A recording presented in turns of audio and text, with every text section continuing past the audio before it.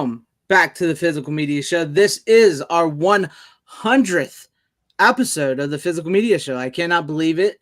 I didn't expect this show to last this long, and I'm surprised. I'm glad we kept it going. And with me tonight is Runner and our special guest, Austin Trunick, the Canon Film Guide.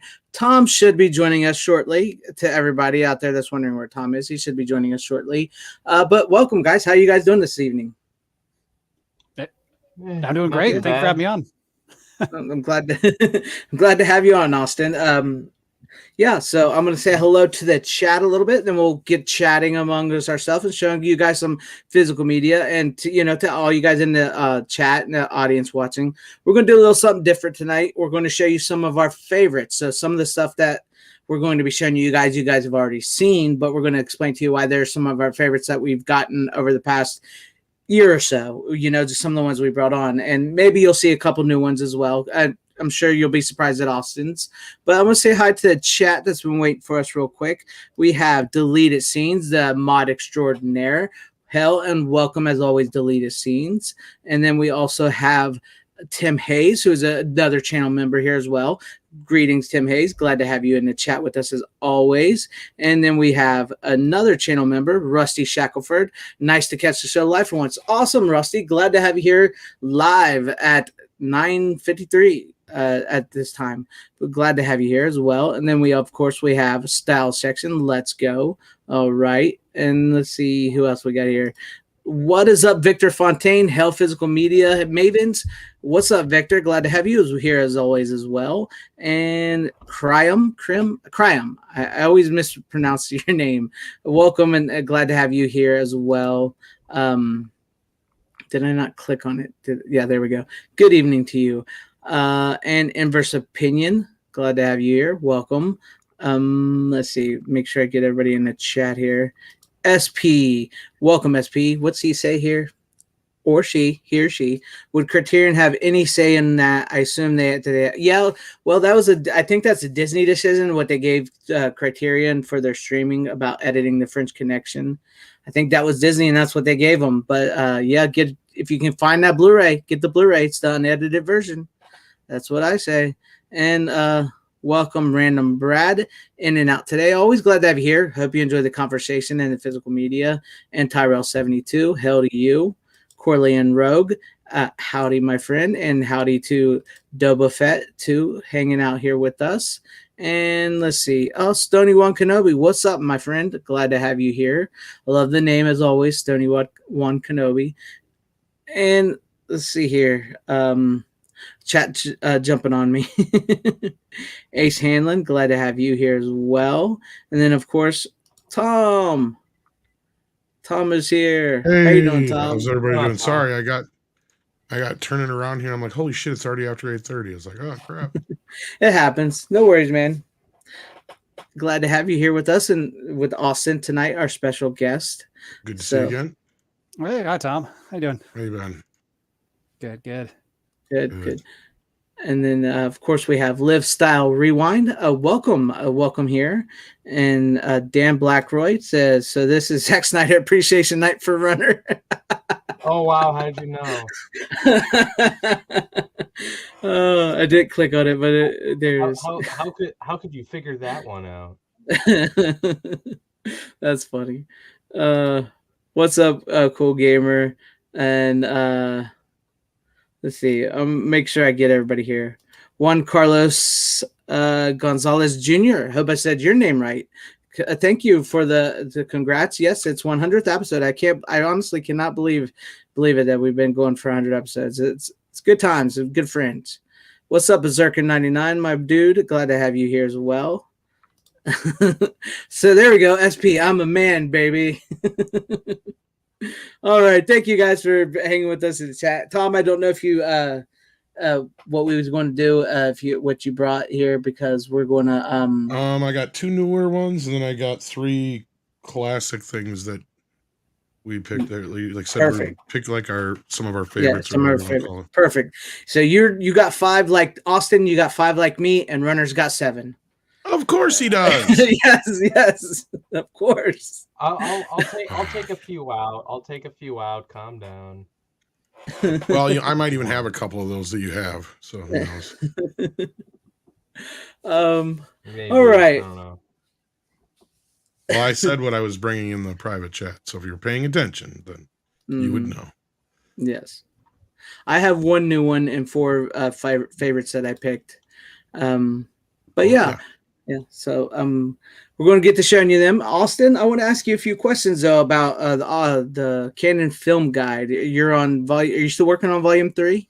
I am still plugging away at it. It's I've got a long ways to go. Still, it's a lot of work ahead, but I'm having fun with it. Any information you can give us? Any like not spoilers, but like teases of what's to come? Well, this is really Canon's direct-to-video period I'm covering here. So, Is there any karate in it? Oh yeah, you can bet there's some karate in there. That's all that matters. Yeah, so there's a lot of movies that even I'm less familiar with. There's a lot of things that haven't been available since VHS. So, now, would you be getting to the years where they started splitting up too eventually here, or what part? Yeah.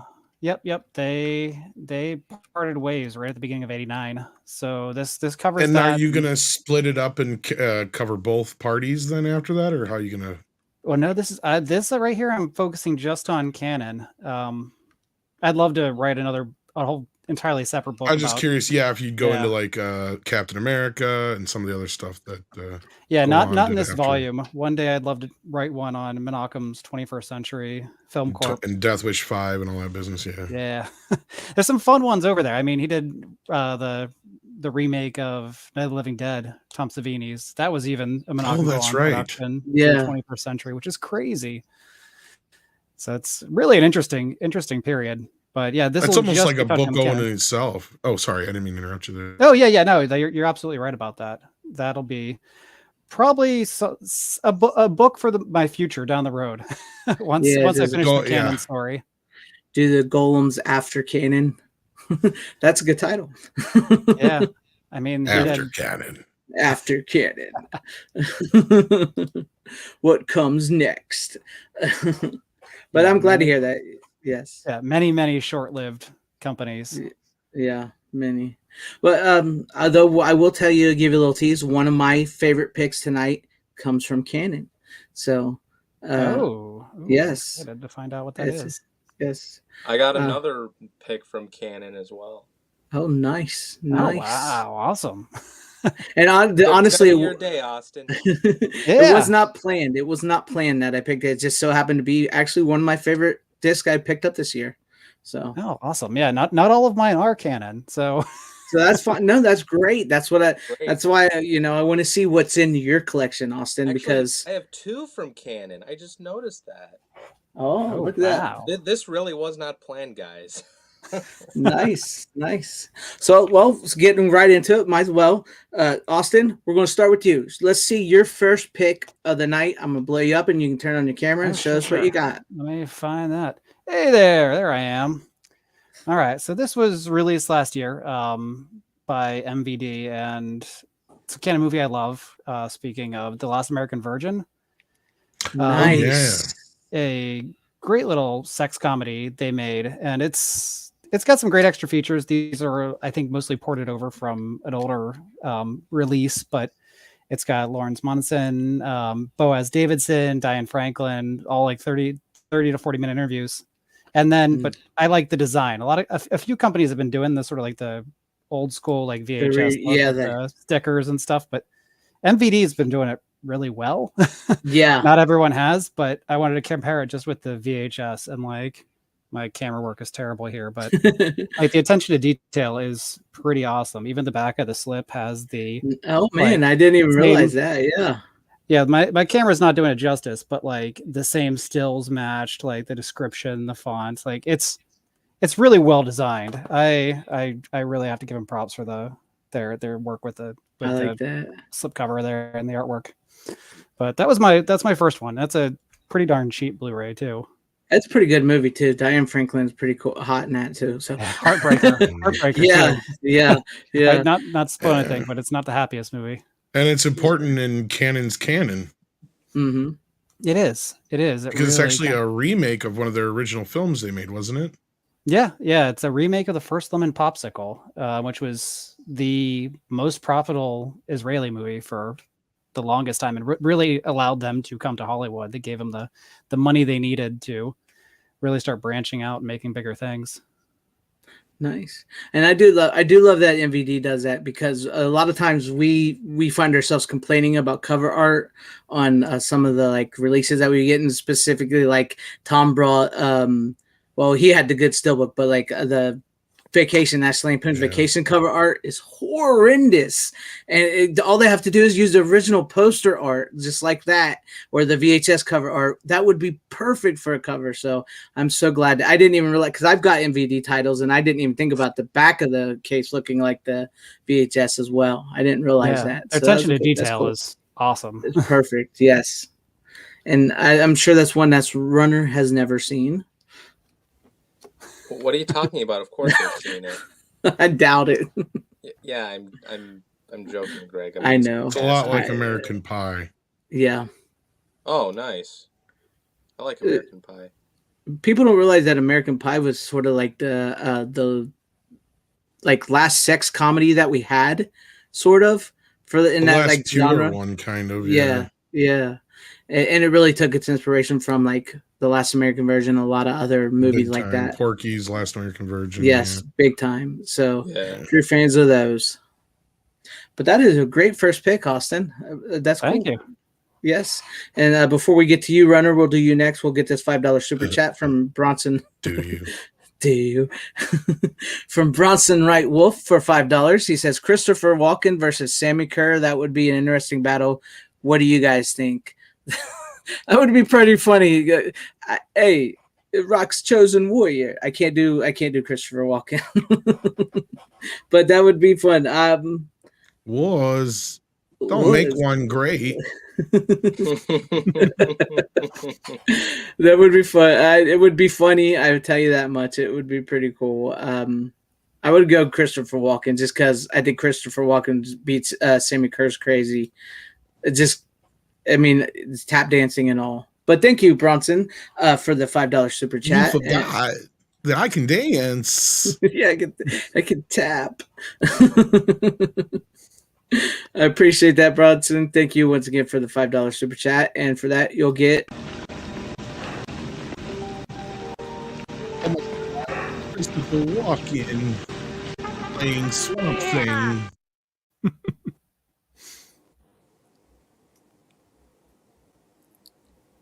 I don't know, my Christopher Walken's not that good. No, your Christopher Walken's fucking good. Not really. I've heard better. I mean, I don't know. What can you do? I mean, I listened to your Christopher Walken impression during the Dune 2 reaction that you did on your live channel. That was fucking hilarious. Sand, it's everywhere. Yeah, It's a whole planet. The sand. Yeah, when you kept saying, I was fucking laughing my ass off when you said that shit. Of course, it's got worms. Dude, when Tom started doing the Christopher Walken impression, that made me just as excited for Dune 2. But Rotor, let's see what you got for your first and your Let's see roboting. Paul Atreides. I'm on my iPad, so maybe that's why. I don't know. Yeah, you're roboting again, but Crackling Rosie right now. yeah, crackling. Seriously? Yeah, Yeah, not normally as annoying as usual, but yeah. we can at least understand what you're saying, I guess. Okay. Yeah. So if you're ready, though, Yeah. you ready for your? But you do sound like 3PO. And when I mean gay, not a robot.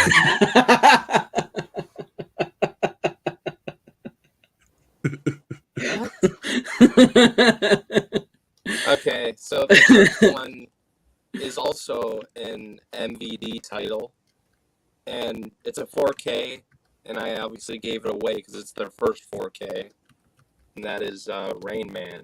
I still haven't got to finish it, but I watched some of it the other day. How's it look? Because I've heard it looks good. all right. Not It's great, it but looks good. pretty good. I've I watched other reviews before I bought it just to like make sure and all that. It looks pretty good. It's a little uneven, but they don't seem to DNR or crush or No. the nice see process that. or neat process or whatever to it. It looks pretty natural, yeah. But wasn't this like an older scan, and then MVD went and It was like originally not supposed to have HDR, but then like they decided to go back and add the HDR to it or something. Didn't the director look at the scan? well, that's the thing. This scan was done like 5 years ago or more. I've had this in 4K on digital forever. And they did 2 Blu-rays of this. The older Blu-ray is an older scan, and then the Blu-ray they did from a couple years back is this 4K scan, but it's just a standard Blu-ray. Yeah, It looked better, but they must have went back in and regraded it, did some other things to it because it looks nice. It looks decent, but it's an older scan. The back of the case does say that it's approved by director Barry Livingston. I think they're just saying that just because he oversaw the initial scan, but I could be wrong. I mean, you could be right, but I don't know. I thought it looked pretty good. It's worth the buy. Ray, am I using you? Yes. Don't listen to him. He's answering a question from a half hour ago. It's a good movie. That was always my favorite line in that movie for some reason. There's a lot of good lines in this movie. It's a good movie. I have not seen it in a long time, and it's interesting because like with MVD, like Austin was talking about stuff is like now we are getting to the 4Ks with like that, and we got Ghoulies coming soon from their class. It's MVD, right? That's doing Ghoulies, right? Yeah. Yeah, we got that coming. So I'm interested to see how their 4K game takes shape. Who did Swamp Thing Returns? I think MVD did too. See, because that was when I heard they gotten a bunch of flack on, but they didn't have the negative for that either. That was part of the problem. Yeah. Because aren't they doing the first one here coming up? No. Yeah, they're doing the first Swamp Thing. Okay, I don't think so MVD did part one, 2. I don't remember who did part 2. Okay. I'm trying to remember. I have it, but I haven't watched it yet. I heard that the scan isn't the best, so yeah. Mm. But I also heard it's because they don't have the negative. That's why. Yeah. Gotta watch Wapner, 3 o'clock. Definitely gotta watch Wapner. Hey, Austin, any thoughts on Rain Man? It's been years and years since I've seen that one. Yeah. I need to revisit it. It's a very good movie. It's probably of all the Tom Cruise movies in his catalog, it's probably the most relatable to me personally because I actually have a sibling who has autism. And I didn't understand it just like Tom Cruise did at first, but as I got older, I started to really like understand it a little more and all that because, yeah. Cool. So that's why the movie means a little more to me than maybe some other people. Oh yeah, it's my favorite Tom Cruise movie for a lot of the same kind of reasons. Obviously, I have a son with autism, but yeah. Yes. Yeah, it's definitely. I would say it's probably my top 5 of his movies. I mean, it's not the best representation of autism, but at that time, considering what people understood, it's one of the better ones because I can I've used it to explain things about my kids sometimes where it's like, he's not like this, but it's similar to this, kind of a thing. Mm-hmm. Yeah, and I would say that. I would say that about my sister too. But like there's some similarities here and there, but like not everything, obviously. So yeah, I get what you're saying, Tom. Yeah. And thanks, Martin. I actually did that, and it seems to have helped Runner a little bit there. Yeah, I don't know what you did, but you it actually worked. fixed something? Yes. You're not crackling. Oh, nice. Not crackling Rosie anymore. Yeah. So it's not my fault. Yay. Well, it was, but yeah, I just went onto the volume control settings and tried to fix you up there. But yeah, I agree because I have a step niece that's has autism, and it, I get it. So, but yes, that is a great movie. It's interesting to see the 4K on that. I haven't seen it in years myself, so I'm curious with MVD's 4Ks how they're going to start playing out because it's when these companies like that start getting into 4Ks, it's interesting to see what kind of scans they get and how they come about. Yeah, very true. Very, yep. Another $5 super chat from Bronson Wright Wolf, and this one is. I don't know if we should laugh at this or not, but it's kind of funny. It says, if Kurt Cobain had passed away in a hotel fire just like Sammy Kerr did, he would be renamed Kurt Propane. I sell propane and propane accessories. Oh my goodness. Too soon. Too soon. I don't know if we should laugh at that, but that was kind of funny. I'm kidding. We're evil people, aren't we? Usually. Yes. But thank you once again, Bronson, for that. And I appreciate it. Thank you for your super chat. And as always, I'd buy that for $1.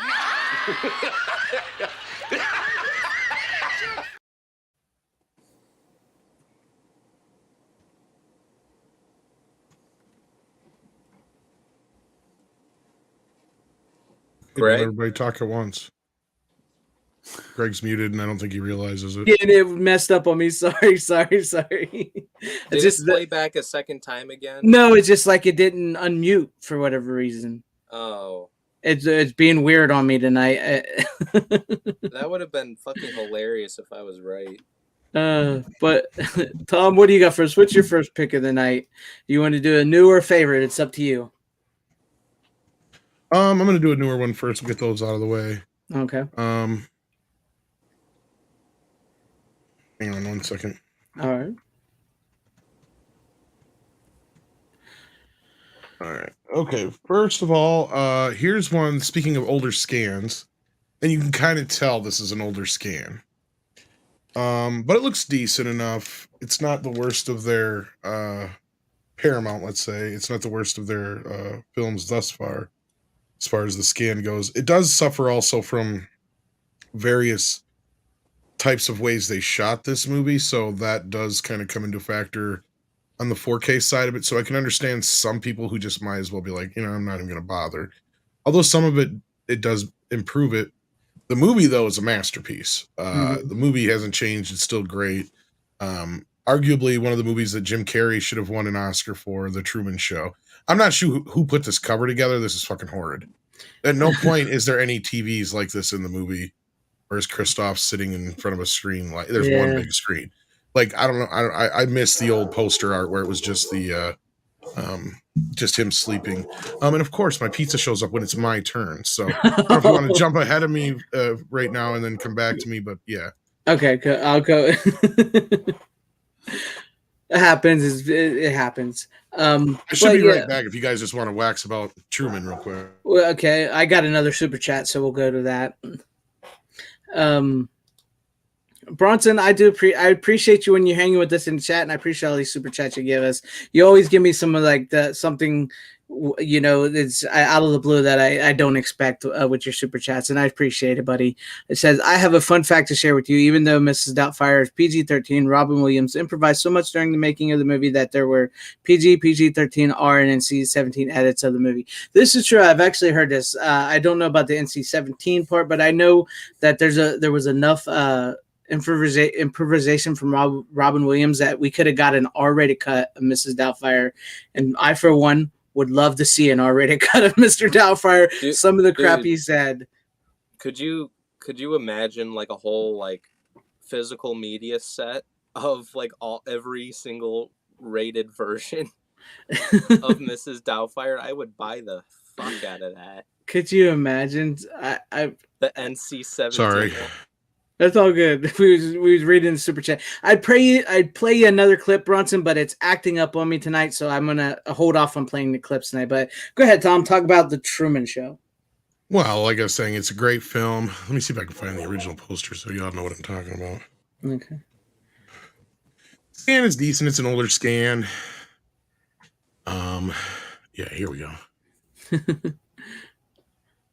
But yeah, if I have who here hasn't even seen it, actually? I've seen it. I don't know about Runner.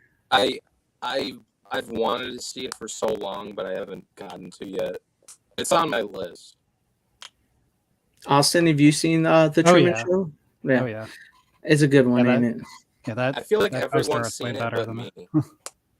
Yeah. What were you saying, Austin? I didn't hear I you. said over that the poster robot. art is way better than the box art. Isn't it though? Yeah, Yeah, it's way better. yeah, it's crazy when there is a nice poster art in existence. That should just be the default for a lot of these releases. Exactly. That's what it's like when you was talking about the MVD. I was like, I love that MVD does that because they're still using that poster art or the VHS cover art for us VHS fans. And then like, why couldn't they just use this poster for the Truman Show 4K? I mean, some of Paramount's cover art for their 4Ks have not been all that great. None of them really have. Yeah, I mean, compared to Warner Brothers is probably worse. I probably give them more shit. But yeah, But yeah, this new one here, I'm not so sure who came up with this, but it's just that's not good compared to this. no, and they carry that motif off on the back too with the widescreen TVs put together. It's like he doesn't have a setup like that. Who did you watch the movie? Like, that's what I wonder sometimes about some of these people who do these things. But Yeah, it always bugs me that they just don't. Why? How hard is it just to use the poster art?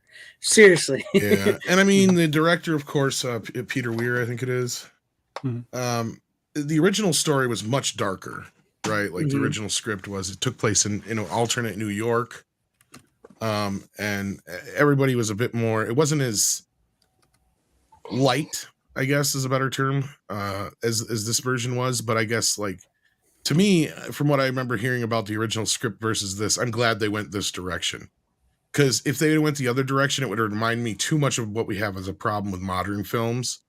Because that's what's great about this movie is it literally builds a world, right? Like we've talked about figuratively a movie building a world for itself, where the rules and the characters can only exist in that world or they fit in that world.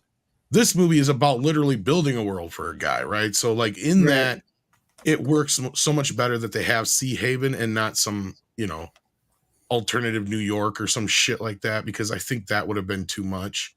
I think it works as it is now, and it's the movie Yeah. itself is just this great little idea of what if, and this was of course before we had reality TV. Really at this time, I think the only real reality TV we had was probably Road Rules and The Real World over on MTV, and that's about it. And Cops. That's Cops, I yeah. guess it's considered. Yeah, Yes, sort of, but yeah. Yeah, but yeah, that's about the extent of what you would consider. We didn't even have a name for it yet. That's what I'm saying. Yeah.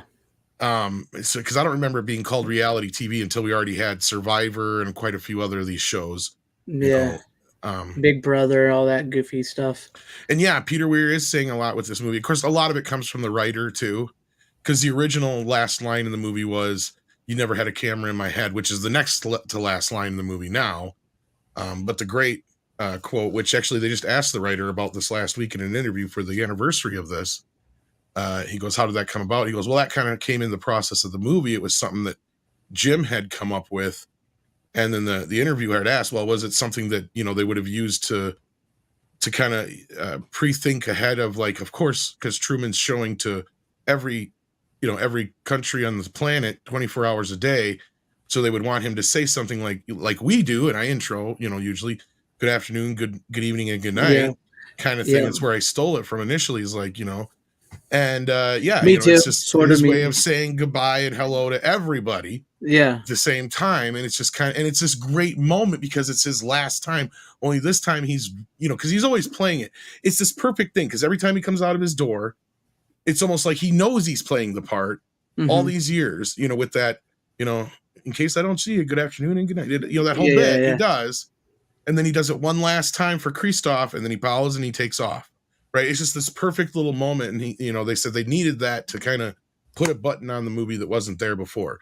Because before it was just kind of dark and, what have you. In this case, it kind of just adds this little glimpse of hope to it. Because it's like, Truman knows what he's been doing all this time, but now he's ready to take that next step in his life beyond this. And it's a great film. They don't make movies like this no more. It's a simple concept, yet it's a brilliant concept. I mean, I guess some would have called it high concept at the time. Now it's kind of quaint. Right? Yeah, 'Cause, you think back, yeah. I mean, you can compare it to things like Free Guy or whatever you want to call it Mhm. nowadays. But yeah, no, I love the film. I'm glad it got a decent release as far as the audio and picture. The picture I would give somewhere between a 7 and 8. Like I said, Mhm. there's some bits that are softer than others. You can tell they use the neat process that we were talking about recently, which Yeah. is not DNR, but what it does is it tries to mess with the grain. And I think they're starting to get a little better with it. But before, I think that's where we've noticed some of those issues. There's a little dot crawl here and there in some bits, depending on how the shots put together. This is something some people may notice in the 4K they didn't notice in the Blu-ray. They may want to just stick with the Blu-ray, because there's some like matte shots and things that are put together that clearly show their age here. Because you got to remember, Yeah. this movie was made back in 99 or whatever, or what year was it? 90? Yeah, Yeah. I think it was 99. But yeah, I mean, when you really do think about it, if you like really think about some of the 98, stuff, 98, I'm sorry. 98. Well, that's still, I mean, you know, it's, you think about back to 98 and you think, no, that wasn't that long ago. Well, that's And what I'm it saying. really Like a lot of this was that stuff long ago. is not, they don't really use much CGI in this movie. There's some to composite shots, but otherwise a lot of this stuff is in camera or, done with some kind of compositing, whether it's in a computer or not is different. But like, there's no like major like stuff put like, it's just the way things, like there's a shot, it's hard to explain, like when they're sitting on the pier, up on the pier, they're like mid-screen about where my hand is. Like on Mhm. the edge of the screen, it'll be the opposite for you looking at it on this other side. There's like some rocks or garbage or something sticking out here. You can tell that's composited onto the scene. They're composited and the background's fake. And they did that in a lot of those scenes on purpose, so they Mhm. could make the dome look right behind them, right? So you have that artificial look to the sky, which is weird because nowadays it seems like they're trying to get away from that. They were trying to emulate that kind of thing here back then, right? No, It's like, nowadays, like you can't get away from trying to make the background look fake, no matter what they do. They keep, they just can't get it to work right. yeah, Here it still looks natural, but it's still, you can tell just because the 4K shows some of the, some of the aging seams. to it. Yeah, Yeah. yeah.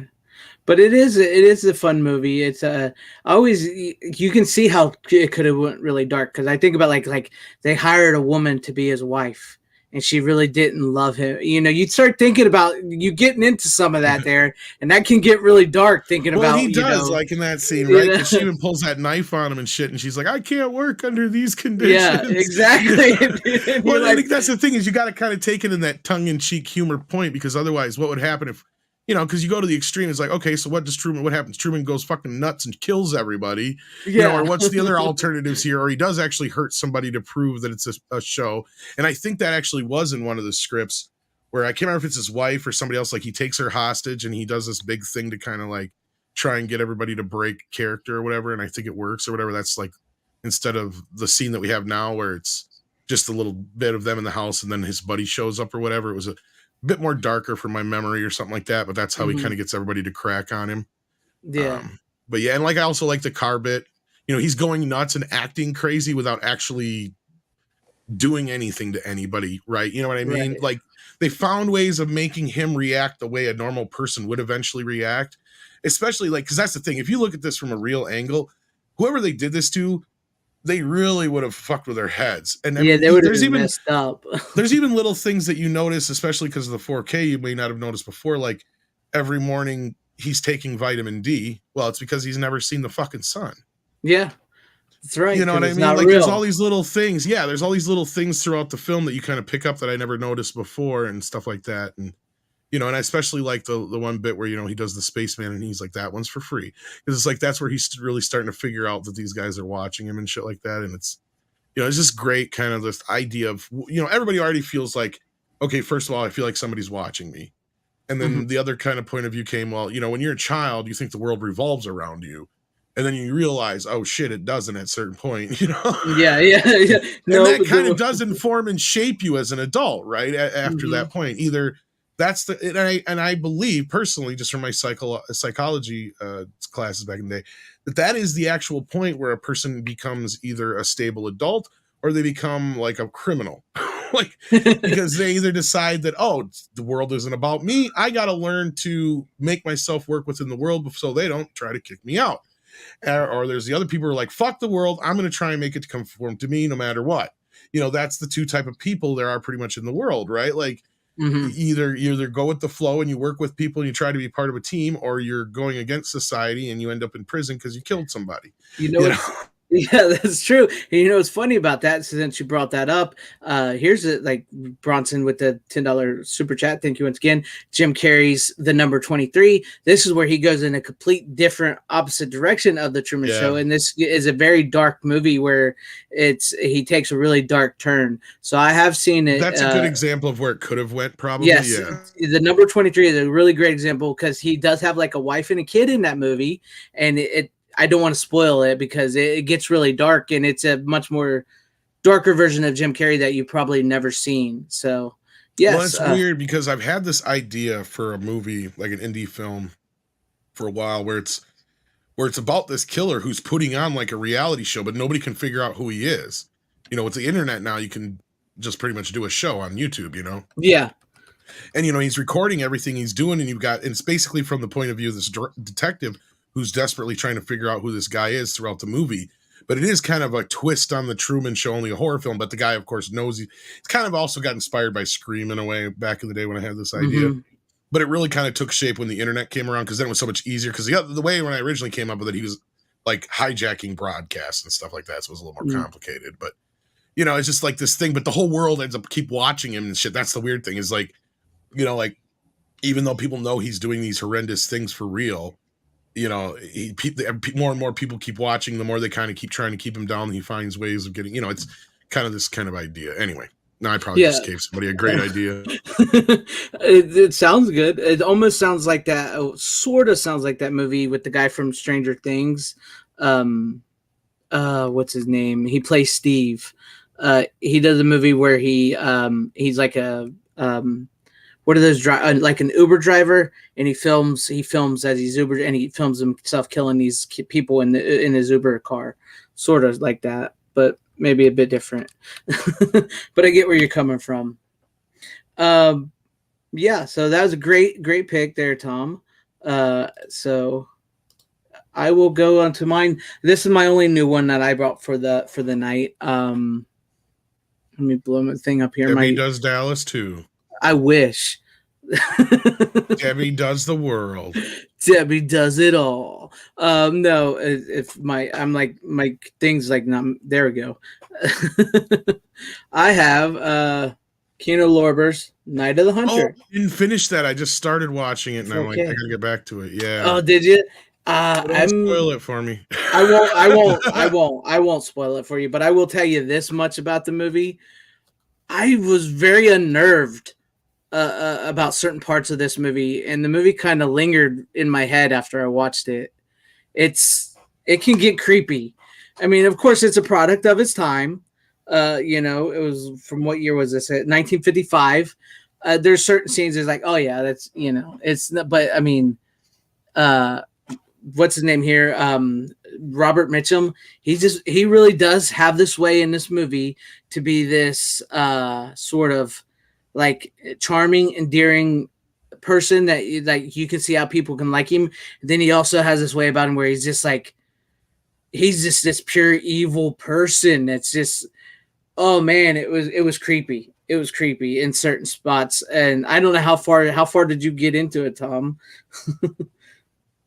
I basically got far enough to see where the movie's setting up its main story. I don't remember what got in the way that I ended up having to quit watching it, and I just got distracted and never got back to it. But like, I got through the first bit with the arrest, and then the kind of setup with the money. And like I said, I don't want to say too much, but like, and you kind of get an idea of where the main character, Robert Mitchum, that's right, who plays it. Yeah, Robert Mitchum. Yeah, where he's going to come in and he's going to try and pull his, you know.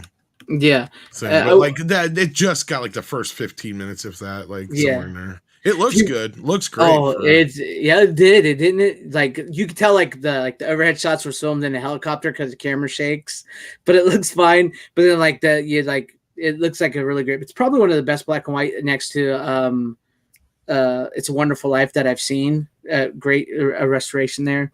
But yeah, if you've ever seen any like show or like cop show or movie where a strange man walks into this nice town and befriends a widow, and there's something, it's that story. This is where it comes from, and it's creepy. There's certain scenes that get really creepy. And like I said, I wish you would have seen it so I could talk a little more, but I can recommend this movie. It is a great movie.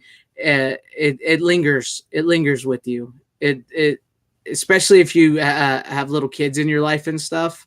It lingers with you a lot. And the fact that it's based on the movie is based off a novel, and the novel, which is based on a real serial killer who killed 2 widows and some kids. That's the serial killer. That's not what happens in the movie. I don't want to spoil that because I don't want you to think that's going to happen, Tom. No, what the real serial killer did was completely different than what happens. He was just inspired by the mannerisms of the guy. So that's just what you know, because I don't want to spoil for you. But yeah, it's creepy. Right. Yeah. It was more like Actually, I'll go grab a piece of pizza so you can talk more in depth about it for 2 minutes. Go ahead. It's but yeah, for anybody that doesn't decide why he's gone away, the movie is essentially there's this small town. This guy robs a bank. He has 2 kids and a wife. He robs a bank and he tells his kid, he hides his money somewhere, and he promises his son, he makes his son and his daughter promise him that they'll never tell where that money is, and they're little kids. And then he gets arrested, and the kids see it. It messes up the kids pretty bad. And so the kids see it, and he gets put in prison. And then, meanwhile, in prison, he's bunked with Robert Mitchum's character, who is this. He says he's a preacher. He's a man of God. He's got love tattooed on one hand, hate tattooed on the other hand. And he goes. You can tell he's not a good guy. He goes around doing some pretty bad things, and so he finds out that this guy took the money, and the dad gets hanged, and so he gets out of prison, and thus he goes to the small town, befriends the widow, tries to befriend the kids so he can find the money. The son doesn't trust him, not one bit. And it gets creepy. It gets dark. There's things in this movie that you probably wouldn't have realized that they put in a 1955 movie. This is a movie that was ahead of its time. When it came out, it was a flop. And I believe I read that the director, this was the only movie he ever directed, Charles Lofton, I think they said. And he never directed again because the movie was a flop. But then it came out on like TV and stuff, and people started finding it, and it became huge. And a lot of people put it as like the second greatest movie of all time behind Citizen Kane. So if you want the 4K, I recommend the 4K. It's a great picture, great sound, great sound. So I recommend it. I know Criterion did the Blu-ray or the DVD of it, but the 4K will only be done by Kino Lorber. Nobody else will have the 4K. So I can't compare it to the Blu-ray from before. So there you guys go. I would imagine any big major differences outside of obvious picture resolution would be extras, just because Criterion does not like to sell their proprietary extras, or what do we call them? Yeah. And you can tell that the extras from them are not on this one. So, but it's a good movie. I recommend it. If you want to watch it, you'll see where certain things come from in certain movies that you've watched. I know this was a huge influence on Scorsese, so you can see that in it. So right. Oh, nice. Yeah. I better get that then. Yeah, I something I've been wanting to get for a long time, and I was like, I'm pulling the trigger. Better just wait till their next sale. Yeah, I'll do that. Yeah, I'll wait till the next sale. I luckily got it for like $20. So I was gonna say, I got so many Kino 4Ks for $20. It's crazy. Yeah. And before we get to you, Austin, I got 2 more super chats, so we'll get right to you, Austin, for your next pick. From Bronson as well. Thank you, Bronson, so very much. What is my favorite Steve Martin movie? I always like The Jerk, but I also like Planes, Trains, and Automobiles and Dirty Rotten Scoundrels. That's hard to choose. It's hard to choose. Anybody got a favorite Steve Martin movie? I would have to say Planes, Trains. If you're talking about one where he's the main star, probably The Jerk. Yeah, or Three Amigos. Otherwise, like Planes, Trains. I'd say The Jerk too. Yeah, The Jerk is hilarious. I love The Jerk. That's why I said Planes, Trains, Automobiles, or The Jerk. That's like my top 2 Steve Martin movies. And also, what is your favorite Joe Pesci movie? Thank you once again, Bronson. Oh my God, I just watched Casino recently, on 4K, and I absolutely loved his character in that, so I'd have to say Casino. The Casino's good. I liked what nobody likes 8 heads in a duffel bag. I haven't seen it. I mean, Home Alone is like one of my childhood favorite movies, like in terms of like Christmas stuff. So that's like the first like thing I know Joe Pesci from. I would have to say maybe Goodfellas, My Cousin Vinny. I mean, Goodfellas is a good one too. Casino is like my personal favorite Scorsese movie. I get you. But yeah, I would say maybe My Cousin Vinny because Goodfellas. I do like the movie. It's not. I wouldn't say it's a great Joe Pesci movie, but I do like the movie Gone Fishing with him and Danny Glover. That's a personal favorite. It's not something a lot of people know. It's not really a good movie, but it's hilarious. I think it's funny. But yeah, there's some of our favorites. I hope that helps. I would probably say My Cousin Vinny. Yeah. Yeah, My Cousin Vinny or that. But yeah. Okay, Austin, let's get back to you. What's your next pick of the night? All right, flip the camera on.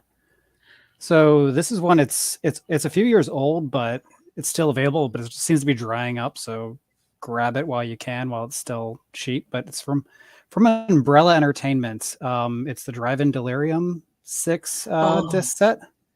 It's Nice. they're Australian Blu-ray, but it's all region. So grab it wherever you are. You can get it through Amazon or Diabolic right now. But yeah, it's 30 hours of exploitation movie trailers.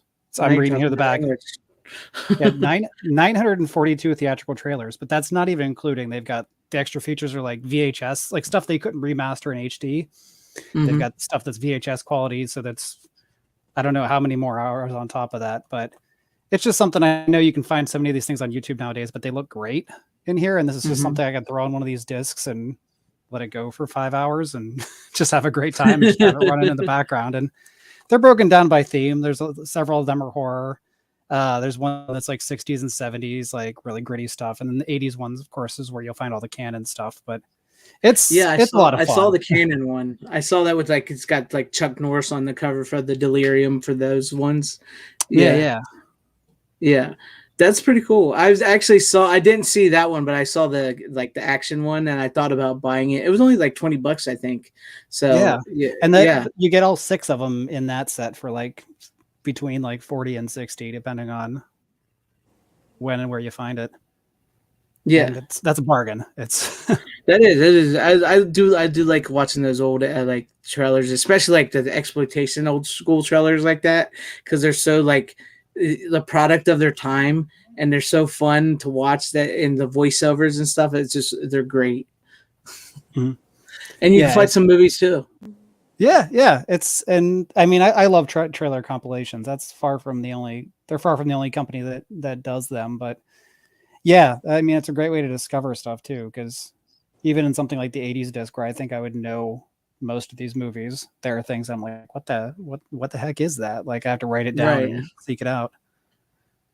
That's why I love watching them. And yeah, most of them are on YouTube, but I mean, physical media, man, that's what we're here for, right? You, instead of having to search for multiple trailers, you have it all on one disc ready to go for you at your fingertips. You can just pop it in and let it play, like you said. That's right. Yeah, it's whole afternoon entertainment. It's perfect. And then that's one of my favorite things about that is like we've just talked about is like I can find movies watching those that I've never seen or that I forgot about, and then I can go search out the Blu-ray. I don't have to worry if I have a subscription to that service to watch it or not. Exactly. And it helps you right off the bat. Internet. Excellent points. That's why I like those. And I thought about buying that. I really did. Yeah, I'm glad you brought that up because I was thinking about purchasing that. So I'd highly recommended.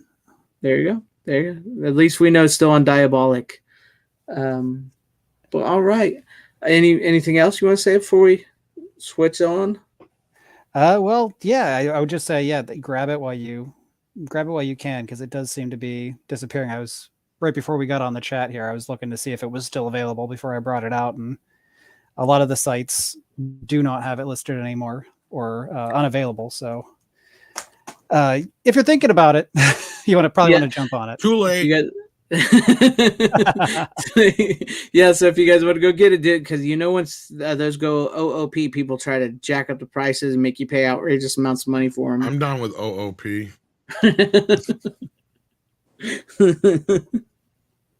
That's awesome. Yeah, you know me.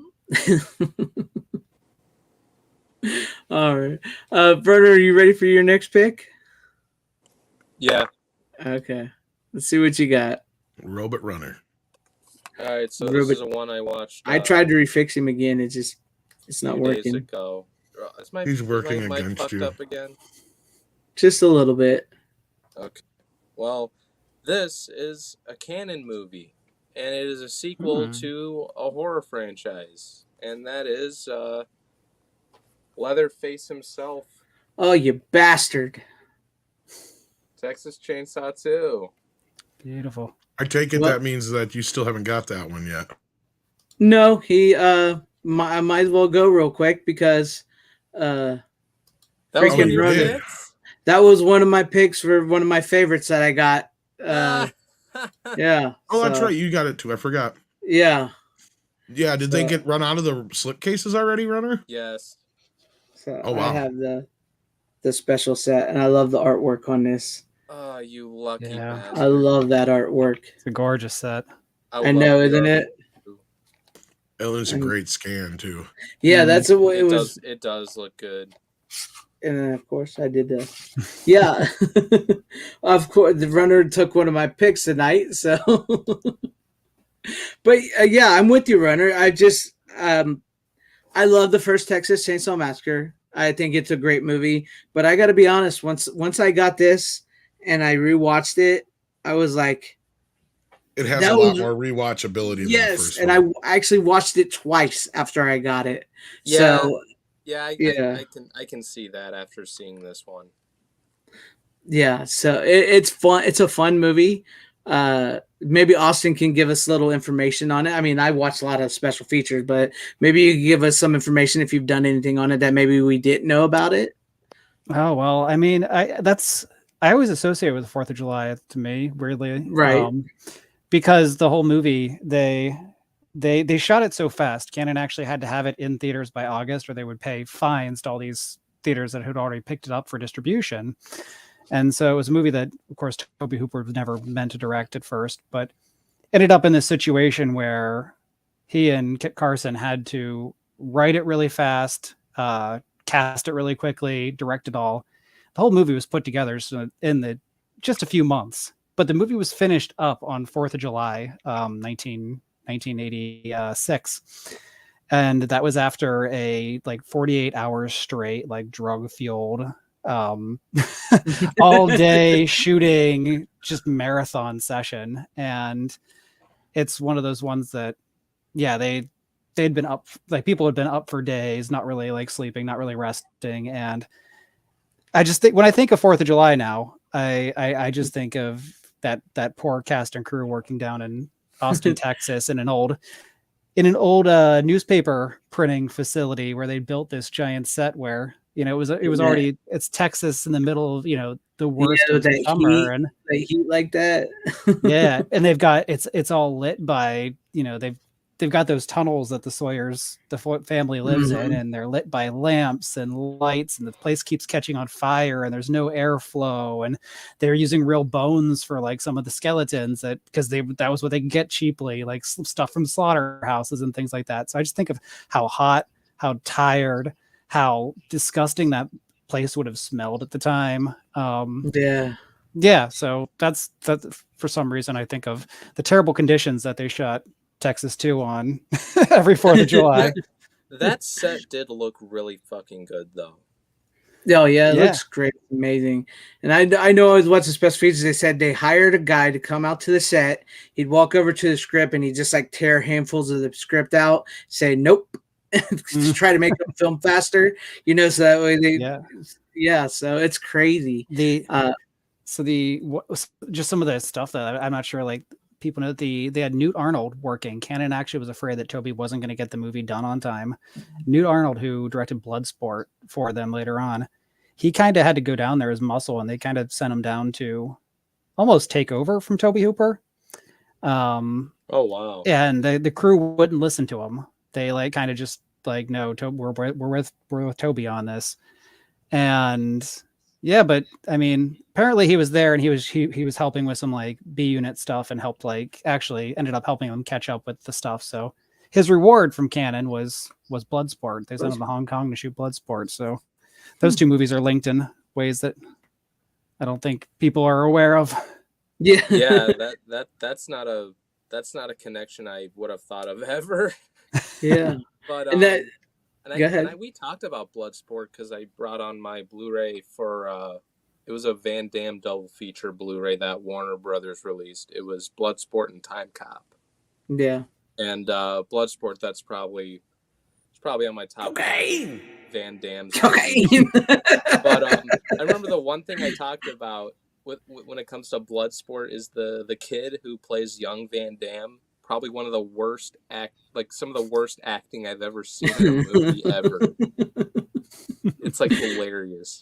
It happens. Not everybody can be a Robert De Niro. I'm not saying that. But you stole one of my only canon one I brought tonight. Though I Really? do, yeah, because that was my only canon one I brought. But I do highly recommend Texas Chainsaw Massacre 2, the 4K from Vinegar Syndrome. If you guys get a hold of it, it sucks that the slipcovers and stuff are not available. But Yeah. the 4K disc is totally worth it. It is a great scan of the film. The grain is perfect. The sound is great. The picture, I think the movie is better today than it was. I think we get the movie now. Back then, I don't think we got it because everybody was like the Texas Chainsaw Massacre, you know, what it was, what it did to horror films, how it was. And like Tom said before, they either had to do something different, had to go in a different direction, you know, and I think they went in the right direction. And it does have more of a, I'm not knocking the first one because I love the first one, but this has more of a rewatchability factor to it. And the Sawyer family, the Sawyer family is like amped up, like cocaine. Like, they are amped up in this, and it's amazing. I mean, there's no like debating this. Like, Chop top. The first and the second one are like completely different tones. Mm-hmm. Like the first one is just like crazy. It's like Gremlins and Gremlins 2. Yes. That's a damn good point.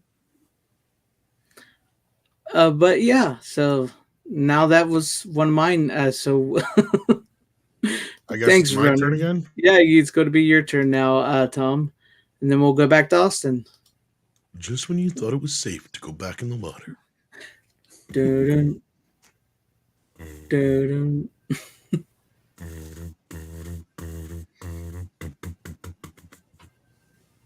I've seen a shark up close, and you better do something about this one, because I didn't intend to go through that hell again.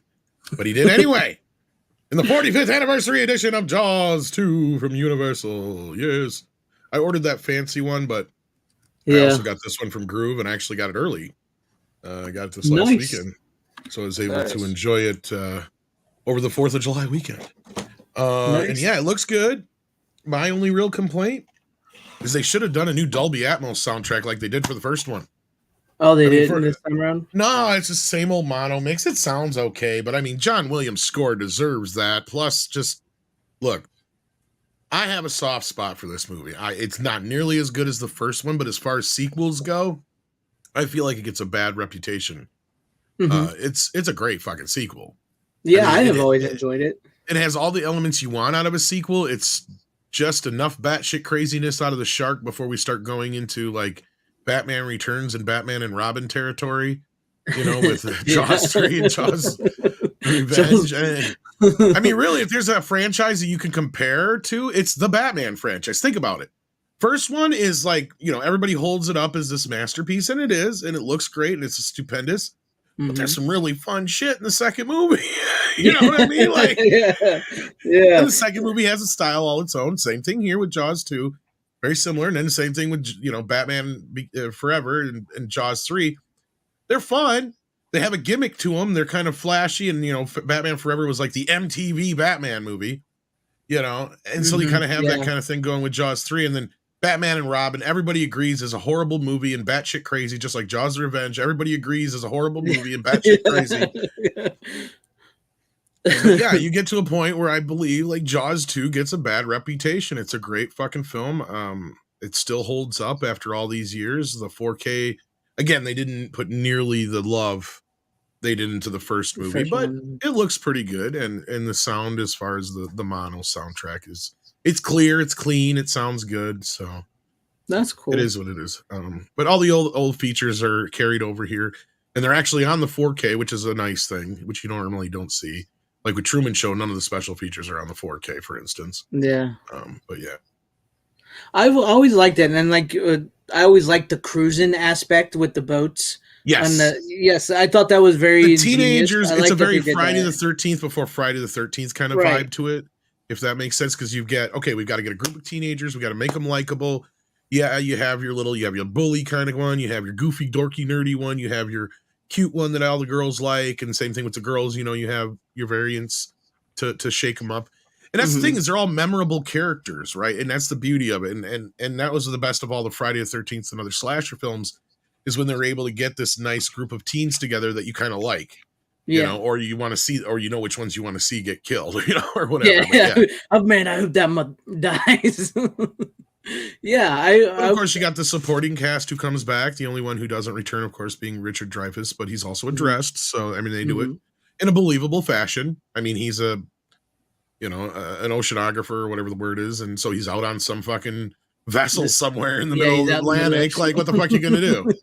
Yeah, I mean, it works. I mean, plus, Brody's a great character, so it's a good movie. I love the whole like. I don't know what the word I'm looking for, but this kind of idea of how he's facing this fear and nobody else is dealing with it, and they really amp up this idea. Is he just making shit up in his head? We know he's not as the audience, but everybody in the movie itself, and you even got Murray Hamilton who backs him up, in a deleted scene that's not in the movie, which sucks. I wish they would add that in. This is one of those few movies where I wish they would just add it in or give us the TV cut, because all these scenes are in the TV cut. Mm-hmm. And all those scenes that are in the TV cut help the movie. They're needed, right? You get more of the animosity between Brody's wife and her boss, and why those two keep going back and forth. You actually see Murray Hamilton stick up for him, and the only one who sticks up for him after what he's done in this town. And of course you get the great helicopter scene where Jaws eats a helicopter. Yeah. I mean, come on. Yeah. I mean, that definitely. How can you cut that out? Exactly. That's like one of the coolest scenes, is just seeing him in the movie. It's just like, and that always bummed me, because as a kid, I saw the TV cut first. I didn't see the video version until years later. So to me, that was in all those cuts before. That's kind of why I'm not a big fan of the theatrical cut in comparison, because to me, that enriched the movie all these years. And then, of course, the helicopter scene's the best bit, where he eats the helicopter in the movie. Now all he does is come up, grab the helicopter, and it goes down and under it. It's done. Then he goes after the kids again. It's like there's a whole bit underwater with him in the eating the helicopter. That's what I do. I wish they would put the TV cut on that, because I do like that some of these companies are now putting the TV cuts on the Blu-ray disc, because that would be nice to have that. Because I'm with you on agreements on that, because some of those scenes needed to be put back in Jaws too. Yeah. Well, and Jaws 2 just has some of the coolest set pieces with the shark. Like, it makes up for the fact that they couldn't get the fucking shark to work in the first one. Yeah. Because, Schwartz does whatever he can with this shark. Because that's what he said. He's like, I'm going to make sure you see the shark as much as possible. He's like, right off the bat, that was my whole point. You make the beginning all like, you can't recreate that. But what we can do is make it this beautiful, ethereal thing. And then all of a sudden, chomp, and here comes this big fucking shark, and then from there on out, he was trying to get all the coolest angles he could. He put a saddle literally on one of the sharks and had the camera guy riding it. And like that really great shot where they're pulling Mike in the boat was all like they barely pulled that off. I mean, even though you can see the mechanical part inside the shark's mouth, it's still an amazing fucking shot. Like 1 in a million shot, and they couldn't believe they pulled that off. And they were amazed with how much they pulled off with just dragging the shark along on a boat, right? Like they were impressed with how much they were able to just get done with that. And of course, they do mix in some shots of the real shark footage shot by the Australian shark specialist for the first movie. And That, of course, shows its age a little differently than the other shots of the movie. But for the most part, the movie looks great. Of course, there's some stuff that doesn't come from the negative that's due to processing or whatever. But 90% of the movie is the negative. It looks good. I recommend it, especially if you can get it on sale.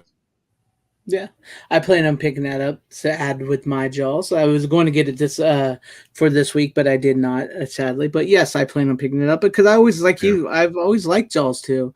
I've never had a problem with it. And now Jaws 3 and Jaws, especially Jaws Revenge, those definitely, like you said, those definitely are not my favorites. So I'm not in no rush for about those. But it'd be nice to have them all on 4K. Jaws 3 got about the best Blu-ray you're going to get with the 3D version on it. Yeah, I'm still waiting for the Back to the Future Jaws movie. That my only complaints. See, this movie has most of the special features that I could think of needing. It has the deleted scenes, even though they're in piss poor quality. It's got a 40-minute making of. It's got a few other little featurettes in there, the trailers, all that business. Jaws 3 and 4 have never gotten any love with anything. Jaws 4 luckily got the alternate ending on it, but that was it. Mm-hmm. There's actually a TV special for Jaws 3 that I was hoping was going to be on the Blu-ray. They never put on there. Wonder if they'll ever, if they get to them, because maybe we'll get 3 and 4 on 4K. I don't know since they did these, but I would not hold my breath. Yeah, that's what I was thinking. I wouldn't hold my breath, but I thought, maybe we'll see. Maybe if the second one sells, maybe they'll go for it. I'm surprised we even got the second one. It's true. It's true. But that is an excellent pick. I have to pick that up definitely because I was wanting to go to come out yesterday. I mean, I got lucky and got it early. So, yeah, you got lucky. I was wanting to go to because like I told you one last week, Monday of this week, our local drive-in was actually showing Jaws for the 4th of July. I wish I would have went to that. That would have been fun. I saw it in 3D in the theater last year. It was actually pretty good.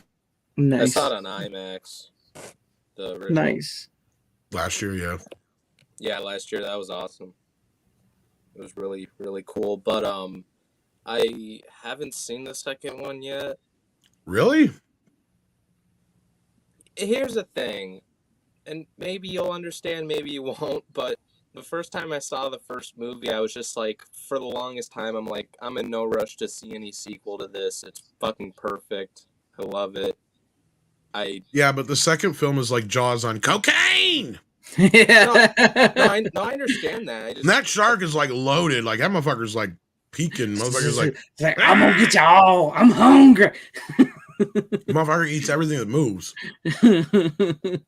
I'll watch it at some point because, like, I think you would enjoy it. Like, I feel like I will. I mean, of course, it was never going to be as good as the first Jaws, but it's a fun movie. But he eats like twice as many people in this movie. Yeah. No, but like I'm just saying that I'm in no rush to see a sequel to Jaws. You know, it's almost like right off the bat, like Jeannot's signaling that. It's like, you remember when one person died in the beginning of the first one? Fuck that. We're killing 2.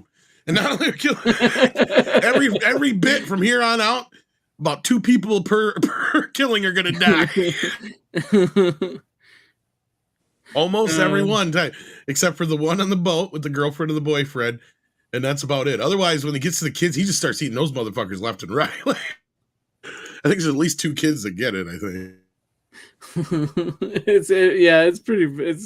it's nuts. I like this. There's one girl that he just jumps up on. She's like, I can't get up, and he just goes, just literally just fucking. I remember that. Not even gonna chew, are you? I don't chew my food. I'll just swallow it. Like that's gonna come out real bad later, but okay. I do like this though. I remember watching Jaws the Revenge all the time on HBO in the late 80s, and I saw it on TV years later and was surprised that suddenly Mario Van Peebles survived at the end. That's true, because like that is the craziest endings ever. Yeah. And the wild thing was, I never knew there was 2 endings to Jaws the Revenge until because I saw the video. I never got to see it in theaters. And on the video, it was that alternate ending where he lives, and it's the quote unquote happier ending where all it does is when she bashes into him, it blows up. The shark does, instead of it spiking into its gills. So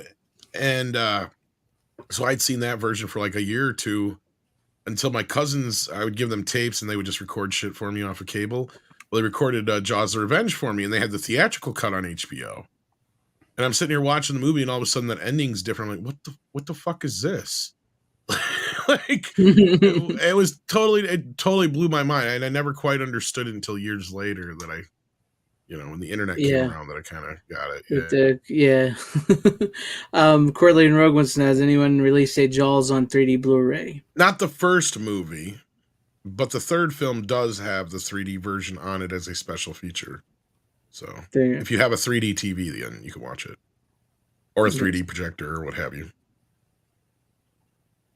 Nice. All right, moving on. We got a couple super chats, I think. Yeah, we got a couple.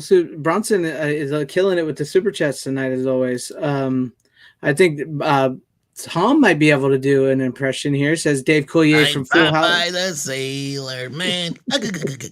Dave Coulier from Full House can do a great impression of Popeye and a great impression of Robin Williams. I wonder if he can do a Robin Williams impression of Popeye. What do you guys think? I don't know. Probably. Maybe. I'm not a big Dave Coulier fan, but yeah. Yeah, he does a decent Popeye though. But yeah, I can see it. Yeah. Thank you. Didn't he actually do Popeye's voice, Dave Coulier, for like one of those cartoons? I thought. Did he? I could be wrong. I know he used to do it all the time. That's what I was saying. I could have swore when he used to do it all the time for ABC, they did like some Popeye cartoon, and it didn't last very long, I don't think. But I thought he did the voice, but I could be wrong. Maybe somebody has to look that up for us. Yeah, look that up. Let us know. But yeah, I think it was good, and of course it's good. And what is your favorite Ben Stiller movie? Tropic Thunder. Yes, easy. Tropic Thunder. Oh fuck yeah! That's not even a debate. Austin, do you have a favorite Ben Stiller movie? Tropic Thunder's up there. Zoolander's up there too. I love that one. Yeah. See, Zoolander's one I could never get behind, but I understand people just love that movie. The Blue Steel, man. I haven't seen Zoolander just because it's not a movie I think I'd like. I will say, granted, it's not Ben Stiller's not the star of it, but I thought he did a good job on Cable Guy. Speaking of back to, I was just gonna say, but that is he directed it and wrote it. Yeah, he directed and wrote it. Yeah, so I mean, you could say it's a Ben Stiller movie, even though he's not the star of it. But I like the Cable Guy. I like Tropic Thunder. That's definitely that's good enough. Yeah. Otherwise, I like Mystery Men, even though he's just the star of that. He had nothing to do with that. Yeah, Mystery Men's a good movie. I'm trying to.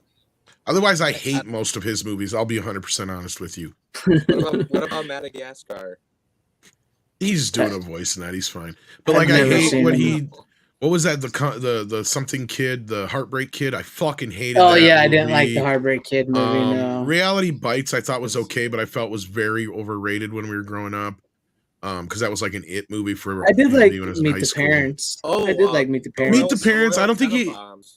Yeah, again, those two, I don't think he had anything to do with creatively, but yeah, those are. It's like when he's not the creative, he's better. The only two times that I'll give him credit creatively would be like Cable Guy and especially Tropic Thunder. Those are the two major ones I'll give him.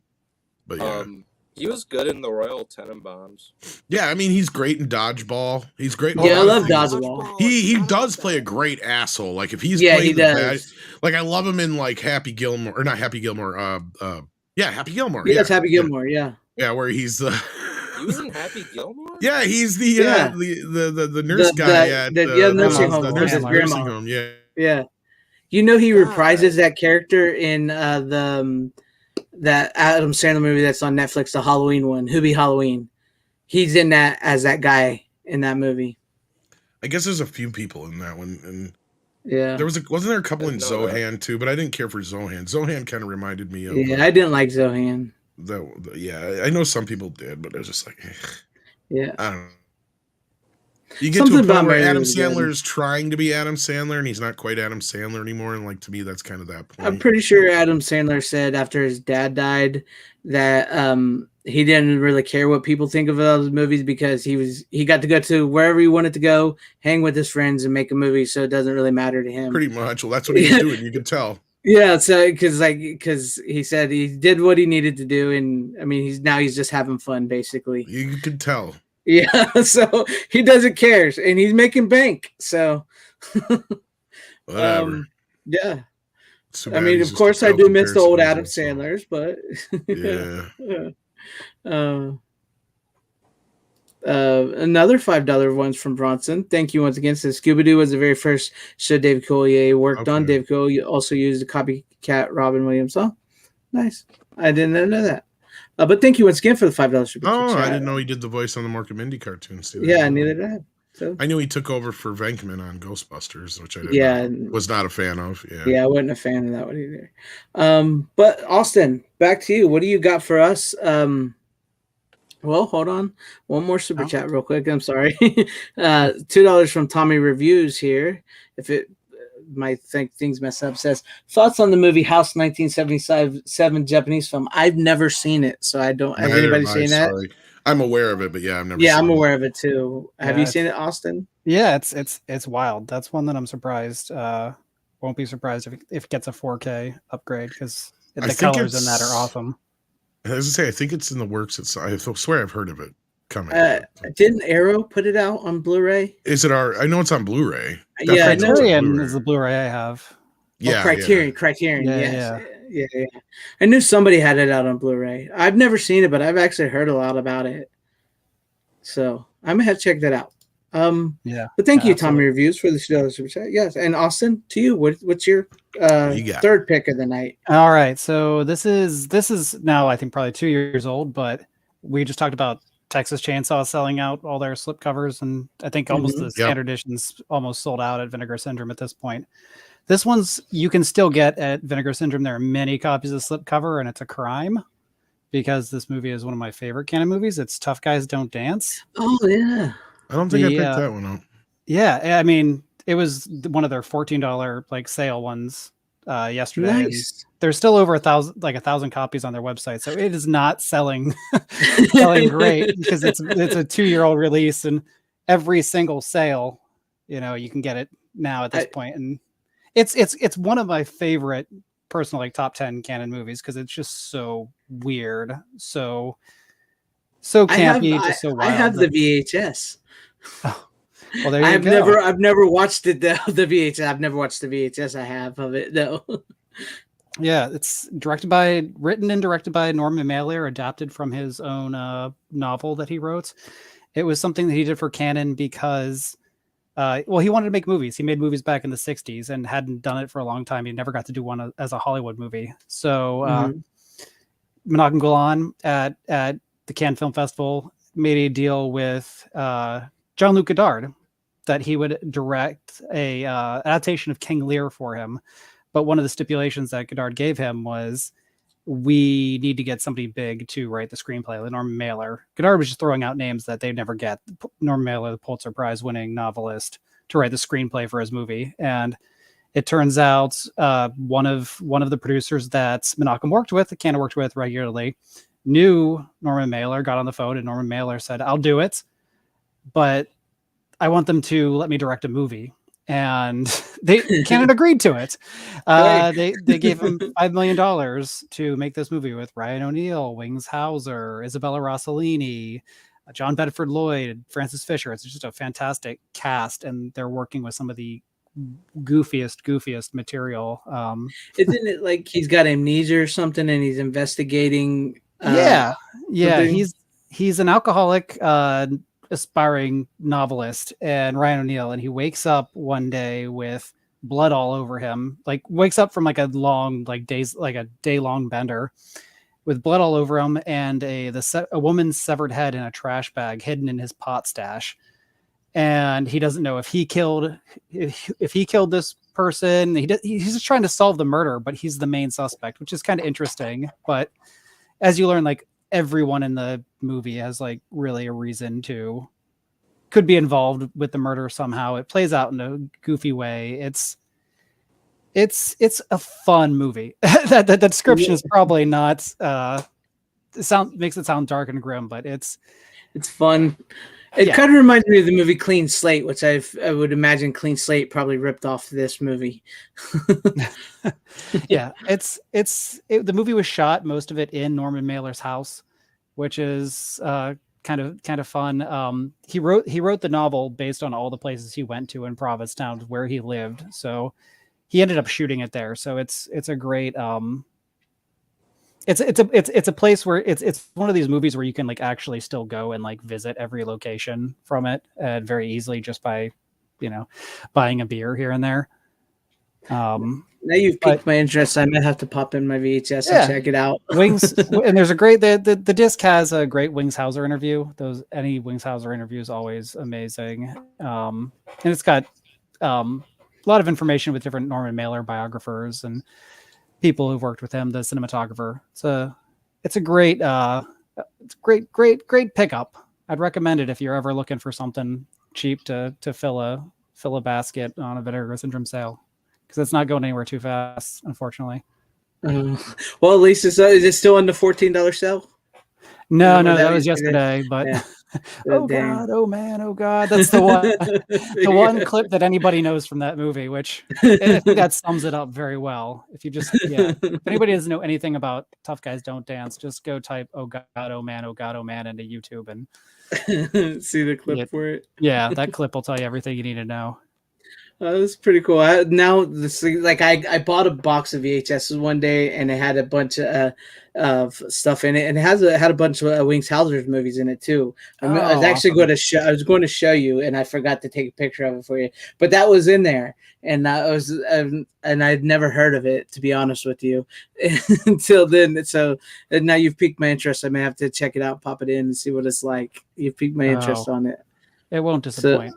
All right, sounds good. Which is great, and I did want to let people know too, because I forgot about that. Vinegar Syndrome is doing like $14 movies every day they're doing it. They change the selection. Yeah, it's like a random selection, but it's pretty cool stuff on there. Yeah, so if anybody's down for $14 Vinegar Syndrome titles, hit them up, because I know Culture Shock releasing, which I'm a huge fan of, and I support them guys. They had a couple $14 ones out today, so check that out if you guys want to check that out. But yes, you've definitely piqued my interest, Austin. I'm going to have to give that one a watch. I'm just going to have to try it. Good pick. Thanks. Good pick. Runner, are you ready for your next one? Yes, I am. All right. I'm not sure. I know Tom has this on Blu-ray for sure, and I know Steven got this on Blu-ray not too long ago, because I gave him the heads up. Actually, no. I think I gave everyone the heads up that this finally came back on Amazon for $10, and yes, that is The French Connection, directed by William Friedkin. So, you watched it? I watched it, and I fucking love it. You enjoyed it? Good movie, isn't it? It's a good movie, isn't it? Oh, it's fucking amazing. It's like, after watching it, it's like growing. It's like, it might be one of my favorites of all time. Okay, like, cool. it's just so good. You know, it's funny, like, literally the same day I was watching, I tried watching Cool Hand Luke on 4K, and I was like, that almost like put me to sleep. So then once I got my Amazon shipment of The French Connection, I popped this thing in, and I was just like, oh man, this is going to be awesome. Just by the beginning alone.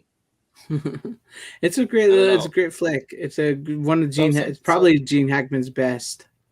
Oh, dude, the beginning where he's like chasing that one guy with a Santa costume. It's fucking amazing. And now you have it uncensored and unedited, and hopefully it stays that way on physical media. And yes, it is proof that you can keep a good movie to 105 minutes. I do miss 90 to 95, 105-minute movies. I do miss that. Everything's just way too long nowadays. I know. This movie's really good. Gene Hackman's fucking fantastic in this. Roy Scheider, who, was in Jaws. It's actually, there you go, Runner. You did it good tonight, because Tom just did Jaws and you did French Connection with Roy Schneider. So there you go. You didn't wait to pick some. Go ahead. You ever pick your feet in Poughkeepsie? No, but I'm very glad I got this on Blu-ray. You did it, didn't you? You sat on the edge of the bed and you picked your feet in Poughkeepsie. You got you for the job in Poughkeepsie. That's pretty good. Oh, I can do a It's pretty good so Gene Hackman. it's so Yeah. it's really good. I mean, I think everyone knows or has seen the car chase Oh, it's scene. one of the best ever. Oh Best yeah, ever. no, Well, and the whole idea was they had to one up Bullet, which had come out a couple years before, and yeah, they managed to do that. I'd say. yeah, but like I've seen like parts of that scene, especially when he crashes the trash can in one shot. Like I think I watched like some like I watched a documentary on like editing and stuff for one of my classes that I took for a Well, they went through like semester. 3 cars in that scene too. Most people don't know Yeah, that but because Gene actually totaled one in that shot where somebody sideswipes him. uh-huh. That was what I was talking about when I brought it on here. Somebody had they had some of the streets blocked off, but they didn't think about the cars that were already there, I guess. So and they started shooting like real early in the morning. So like as people were starting to get up and go to work, they didn't realize it. And so that's where that guy sideswipes him. That's somebody who just got out of their house, went in their car, and was headed to work and had no idea they were shooting a movie down the street. Oh, that's funny. And that was one of the cars that got totaled. One of the other ones did. I think Gene actually totaled 2 of them because he totaled one that he rammed into a wall. Like he had almost hit like the metal pole from the train, and he like ran into the wall. They're like, we're gonna need another car. We're gonna need a new one here. Bring Yeah, it they in. got like 3 of the bastards. I guess they went through. Yeah. No, but the car chase scene is like probably like the best like example of like just good editing in a film. Yeah.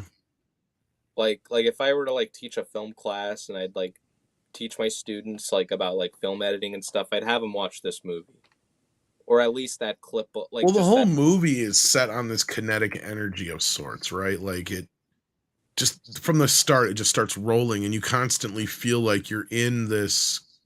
You're with Popeye trying to catch this guy, right? You always feel like you're with him, just on the cusp of catching him throughout the entire movie, right? Mhm. yeah.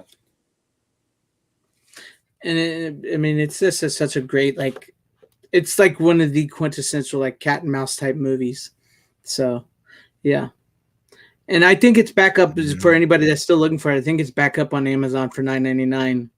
Yeah. You'll have to wait a month or so to get it, but it's back up. You can order it actually came quickly than I thought. It was supposed to like it said it was supposed to ship around like mid-July. And it came in last like 2 weeks ago. Well, that's good. Yeah. So that means they're getting them out quicker to people because Amazon's been just crap lately. Honestly, it's just crap with pre-ordering or anything or ordering anything. Oh, Their dude, Prime 1-day delivery crap doesn't work anymore. Dude, I have. Yeah, Amazon has really been pissing me off. I've been having my problems with Amazon as well. No, they cost themselves a lot of money the other day for me because I had ordered a monitor through there, and I thought I was going to have it on the 30th. Then the date changed to the 2nd. Then the date changed to the 22nd. And I said, and what was stupid is I go in on there and it doesn't say it's out of stock, and they have like 3 or 4 of the exact same listed. And I'm like, how is it that it's out of stock when you guys don't even say it is on your website and stuff like that? Well, you're going to be the first one to get it. I'm like, no, I won't, because I'm canceling this order. Like, I'm not waiting a fucking month for a monitor. Screw you. Yeah, don't blame me there. The worst experience I've had with Amazon was like getting 4 movies, and I ended up asking those for my birthday because there was a shipping problem, and I guess the whole thing I ordered just was like, I don't know, guess it didn't work out. So they were like, oh yeah, we'll let you know when we get these things shipped back, you'll get your refund in like 3 to 5 days, like 3 to 5 business days or whatever. And it's like it's been like over like at like I think like after 2 months I called saying like, hey, like what's going on? Am I gonna get my refund? It's like, okay, so we haven't gotten your order yet. We'll get it. We'll get the money to you as soon as possible once that's going. And then like I wait another 2 months, and I'm like, okay, what the hell is going on? I need my money. Yeah, Amazon's it's been terrible lately for Amazon. Yeah, so then the person I called really helped me out and all that and actually gave me my refund, thank God. Nice, nice. All right, well, good pick there for you, Runner. Glad you watched it and you enjoyed it. It is a great movie. And one more super chat before we get to me from Bronson again. Thank you once again, Bronson. It says Stanley Kubrick's originally wanted Robin Williams to play Jack Torrance in The Shining. Robin Williams and Shelley Duvall worked together in Popeye. The Shining and Popeye both came out in 1980. Interesting. I didn't Nice. know that. Neither did I. Thanks for the heads up, Bronson, and thank you once again for this, all the super chats tonight. I truly do appreciate it, man. Thank you. Considering how great Jack Nicholson was in that movie, I just have a hard time picturing Robin Williams playing that role. I know they also wanted John Voight to play him because they felt that Jack Nicholson came in crazy right off the bat, and they wanted him. Stephen King wanted like John Voight because Stephen King wanted him to be like, no, he's supposed to be like a normal, everyday, like father type guy. Before you realize he's actually crazy, and he thought that's one of the reasons Stephen King hates it is he thought Jack Nicholson came in crazy from the get go. But I think it's perfect for Jack Nicholson. Oh yeah, definitely. It works for the film. Yeah, definitely. All right, well, I'll go to me for my third pick of the night. I know this movie that I'm about to show you is not a good movie. Most people won't find it a good movie, but I enjoyed the movie. I liked the movie, and that would be The Heartland of Darkness from Visual Vengeance here. I know I'm probably the only one on the panel that's seen it, but I just enjoyed this movie. It was an 80s movie that was never released until now, a couple years ago, and I've never bought a Visual Vengeance before till just recently.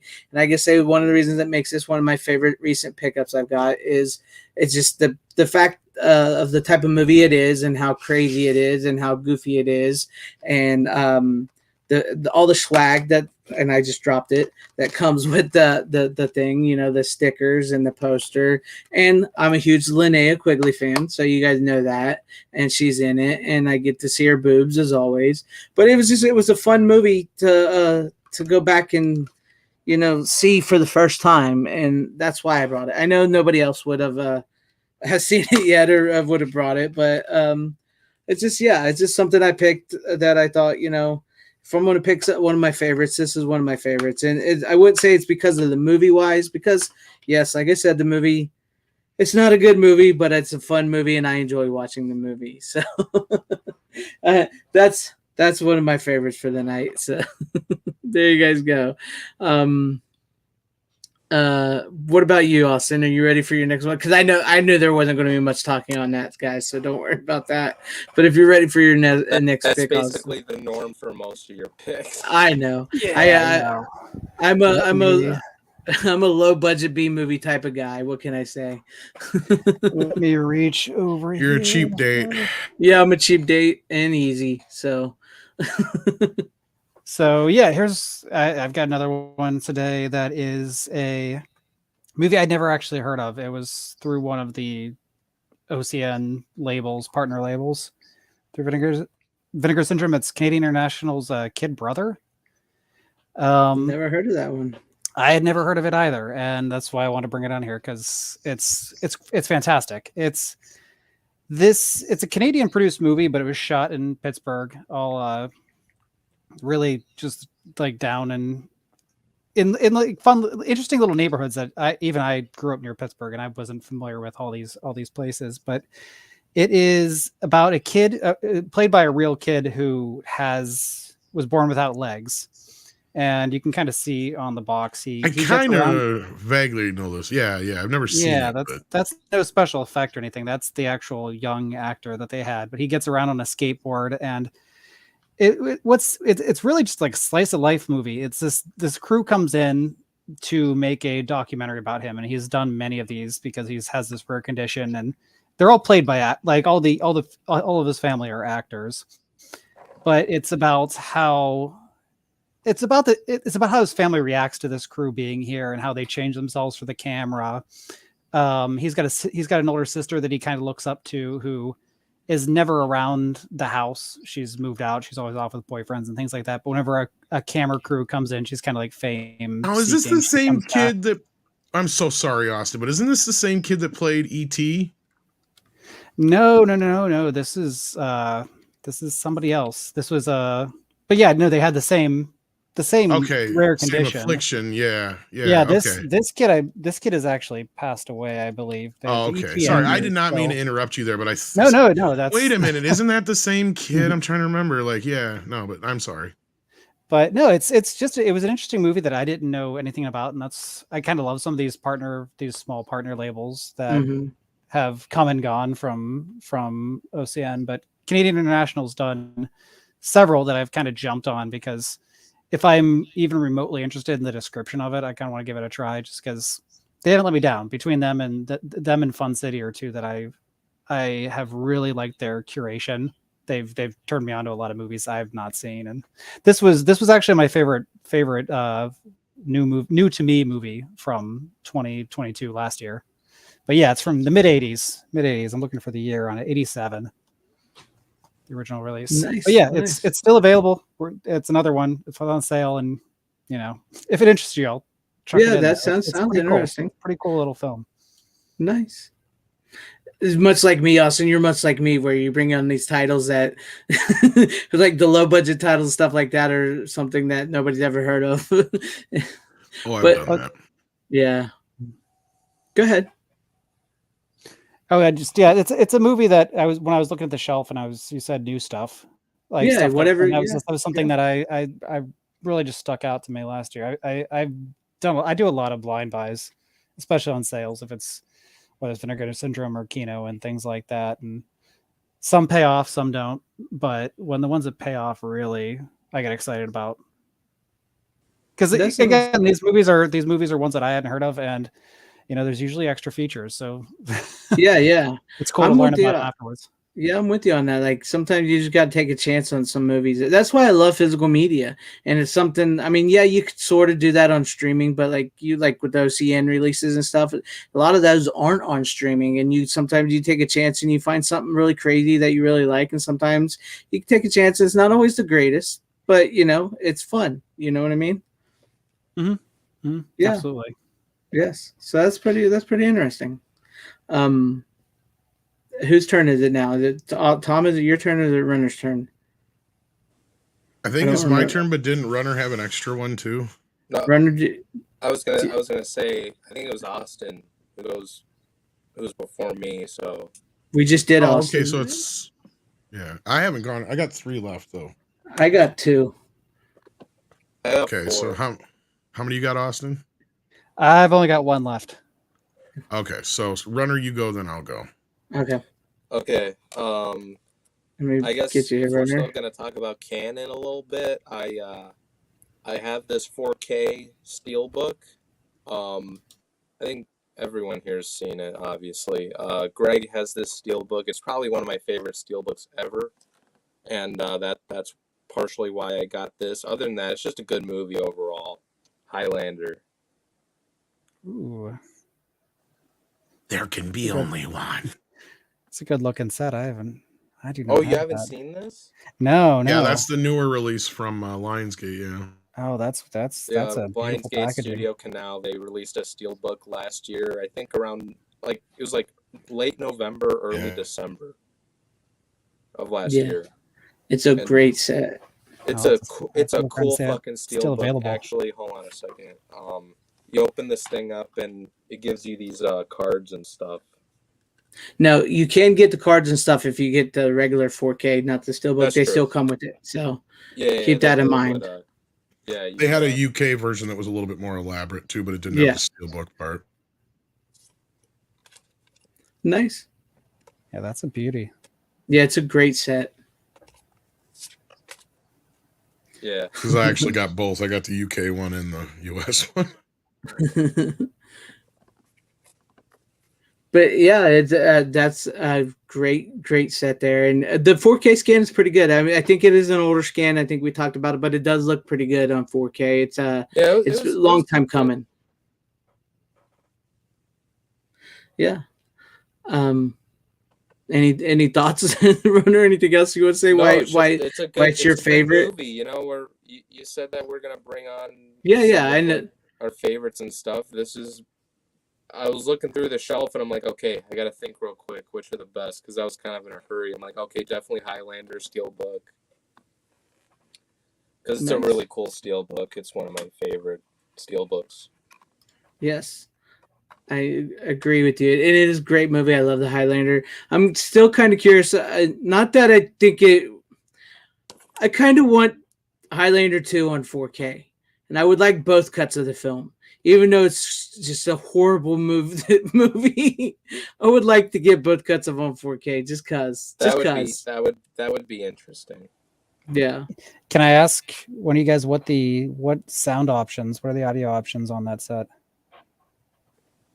Oh, if I don't have it with me, or I'd read it off because I know Runner has no idea. Wait, hold on a second. So I'm just thinking that movie with the Queen soundtrack going through the right Yes. mix, that would be pretty awesome. Yeah. Do you remember, Tom? Do you remember the audio on it? I feel like Tom can answer that question better than I think it's just the DTS 5.1. Okay. Yeah. They may have brought over the 6.1 mix or whatever. Trying to remember. I think it's Yeah, I know. See, that movie has had multiple sound mixes. That's the thing, and they are very varied.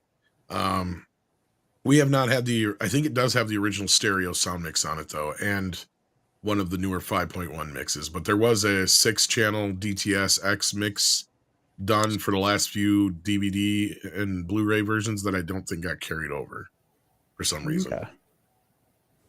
Okay. Yeah, I was gonna say if I could have had mine with me, I could have told you. I was kind of surprised they didn't give it a Dolby Atmos treatment from my memory. I don't think it does. I think it's just a 5.1 mix if I remember. That's one thing I remember griping about is that they've done a piss poor job of carrying over the multiple soundtracks for this movie. Because I think it actually did have a 5.1 mix back in the day because I think they did a 70 millimeter release of it. Because that was one of the things that the movie was sold on was its sound mix and the soundtrack, obviously. So, I'm surprised that we haven't gotten a better collection of that. But no, it works for what it is. It's the best the movie has ever looked. Like, it looks amazing. Yeah, it looks great. Yeah, it does. Yeah, I still have to. Absolutely need to pick that up. I mean, of course, there's some parts that suffer from Mulcahy and his fancy video work that he does. But other than that, it's pretty good. Like some of the optical stuff, because they did it use like video effects and stuff like that, sometimes suffer a little bit in 4K, but nothing that is enough to be like, oh, it's garbage. The rest of the movie where all of it plays through is pretty good. But it looks really well. It's 5.1. That's what I thought. Yeah. Okay, cool. There you go. I'm pretty sure the 2.0 mix is the original sound mix. Because there are so many variations in just the first few minutes that I just sit there and bounce back and forth between the two and rewind and listen to the same few bits over and over and over again, to kind of compare. And I'm pretty sure if it's either the original stereo track mix or at least from the original special edition mix, right? Because that's the thing we got to understand. This movie has been tweaked so many fucking times since its original release that even like the video version is different in certain ways, and even more so with the second film, because even at the end of the movie they tweaked some of the effects during the quickening, and they've never put it back to the old way. And some people like it better the way it used to be. Like they changed them in one of the DVD or Blu-ray versions. They did some different animations and stuff, and people didn't like it to cover, because they used they have the animations to cover up the wires and shit. They got the ghosts and stuff swirling around him. They actually reanimated that and changed it in one of the later editions. It's good. But yes, that isn't. It's a kind of, whatever. I've got so many different releases of Highlander. I think the only thing I don't have is the theatrical cut of either 1 and 2 anymore. I used to. Yeah, I don't. That the regular theatrical is not on a Blu-ray or 4K anymore, is it? No, and I don't think they give you the option to watch it on here either, which is lame. Yeah. Like that's all it really is that one version anymore that you can get, kind of like with Conan the Barbarian. It's like, well, there is technically more than one version, but we're just going to give you this one international version, and that's it. Yeah, that's how you get now. All right. Supergirl was another movie that has that fate. For some reason, now all we can get our hands on is the international version. They do not release the theatrical cut Yeah. anymore. I just was Which, in thinking that about case, that. who gives a fuck? But, Yeah. I mean, hell, Slater's hot though. yeah, I know, but I mean, they even have a 2.5 hour plus director's cut or whatever that's never been remastered. I Either, know so. that sucks. Maybe we'll get lucky and we'll get it but I doubt it. But who knows? Well, Highlander 1, 2 specifically, I would like a set where they give us the unaltered theatrical cuts of both of the original films. Mhm. And then all the other versions, I don't care after that. Like, you know, I mean, I like the international cut of Highlander, but Yes. there's a part of me that, to me, everything they keep doing to Highlander 2 already ruins a bad movie. Yeah. So, I just like the Michael Ironside, charm man. to me, it's like this charm, like, you know, we talked earlier about how, you know, comparing Texas Chainsaw 1 to Texas 2. Mm-hmm. This is like the same thing, but opposite. Like, Highlander 2 is an example of what you don't fucking do. And it is arguably one of the best, worst movies of all time. Because it is a horrible fucking movie, but like a train wreck, you can't take your eyes off it. Like, yeah. you start watching this bitch and you have to finish it just because it's like this. Wait a minute. Are you serious? Like, are you serious? Are you serious? And it just keeps building and building and building to where like the Renegade version kind of takes the fun out of it. Yeah. It's not really any better, but it just kind of tries to bring it back to like this Earth's like kind of thing and time travel and all this other bullshit. It's like, fuck that. No, just I get it. Let them be like, from Xenu. Yeah, it tries to fix it by saying, no, they're not aliens. They're from the future or sent back to the past, but somehow they're special. It's like, no, you're making it worse. Stop. That's not how the Force works. That's not how the Force works. It's crazy. I just wanted just to have it for, I mean, because at this point, who gives a shit, right? I love it as one of the best, worst movies of all time.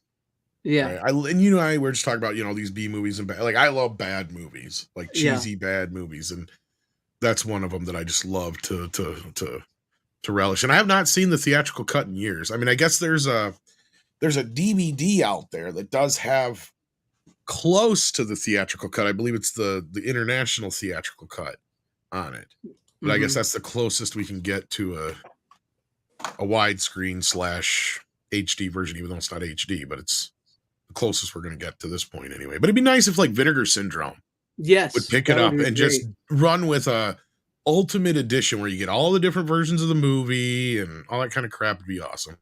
That would be cool. Because there's actually 2 or 3 different cuts of the Renegade cut too, because they did the original cut for the DVD, then they redid it again for the Blu-ray as well.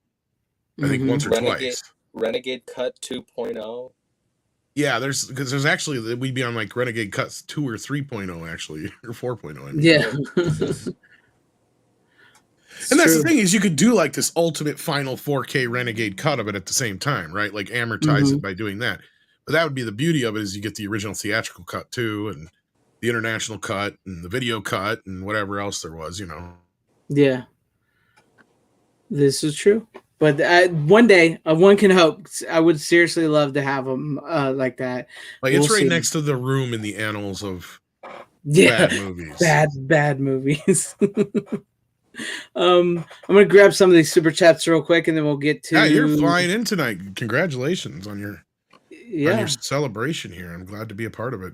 Oh, thank you, Tom. I mean, you guys are part of it and everything. So I want to hit up some of these super chats real quick, and then we'll get to. I'm proud of you too. Good job, buddy. Yeah. Well, like I said, and somebody probably have to remind me again if they end up thinking Runner in the comments. But you really do have Runner to thank for this show. You really do, because he had bought a bunch of physical media after his graduation, and he, I was saying some stuff on Twitter about physical media or whatever, and he's like, we should do a show where we talk about physical media. I was like, you know what? That's not a bad idea. So it's sort of Runner's reason why we have it. Yeah, he posted something on Twitter, and I literally told him hey man, because of people like you, I bought a shit ton of physical media after I got some money as a gift. So and we've come full circle now with 100 episodes, and yeah, I think I'll kick off, because I don't know if the other ones you guys have been showing have been newer ones, so I'll kick off with the favorites in my collection. Credit, but thank you. Oh yeah, you get Yeah. some of the credit, but we'll never give it to you. Yeah. Yeah, somebody said thank you, Runner, in the comments, and Tim Walden, who's a subscriber here. And I was like, why are we thinking Runner? Oh You yeah, gotta that have was this one. hilarious. And then I was like, oh yeah, I did say that. Yeah, so thank you, Runner. But all right, I'll get us started on the what do you call them? The best of our collections, I guess, Yeah. because that's kind of what we're doing here. Now this is the newest one I have in my collection, I guess, as far as like the ones I'm showing off that are fancy. I think a couple of us have it here. But I gotta say, as far as a movie series goes, I don't think a movie series has got a more loving box set than this, and it was so sad how limited it was. But it is one of the most amazing ones ever. Nice. Oh, Yes, definitely. And I mean, again, the amount of special features that are in here, the box itself and how it opens up, Oh, that's cool. you know, and you even got where do I hit this thing here? There's like the light thing. I can't even find it. I think you There we go. There it lit up. There we go. Yeah, there you Yeah, go. you light it up. See there. Yeah. it kills me that I don't have that. Yeah, it killed me that I missed out on it myself. Flip over. It's the trap. You guys can It's see perfect. inside there. Yeah. But you get, of God. course, all 3 of the movies, a bonus disc, and a book. And it's a great set, and it folds like and it looks like a trap.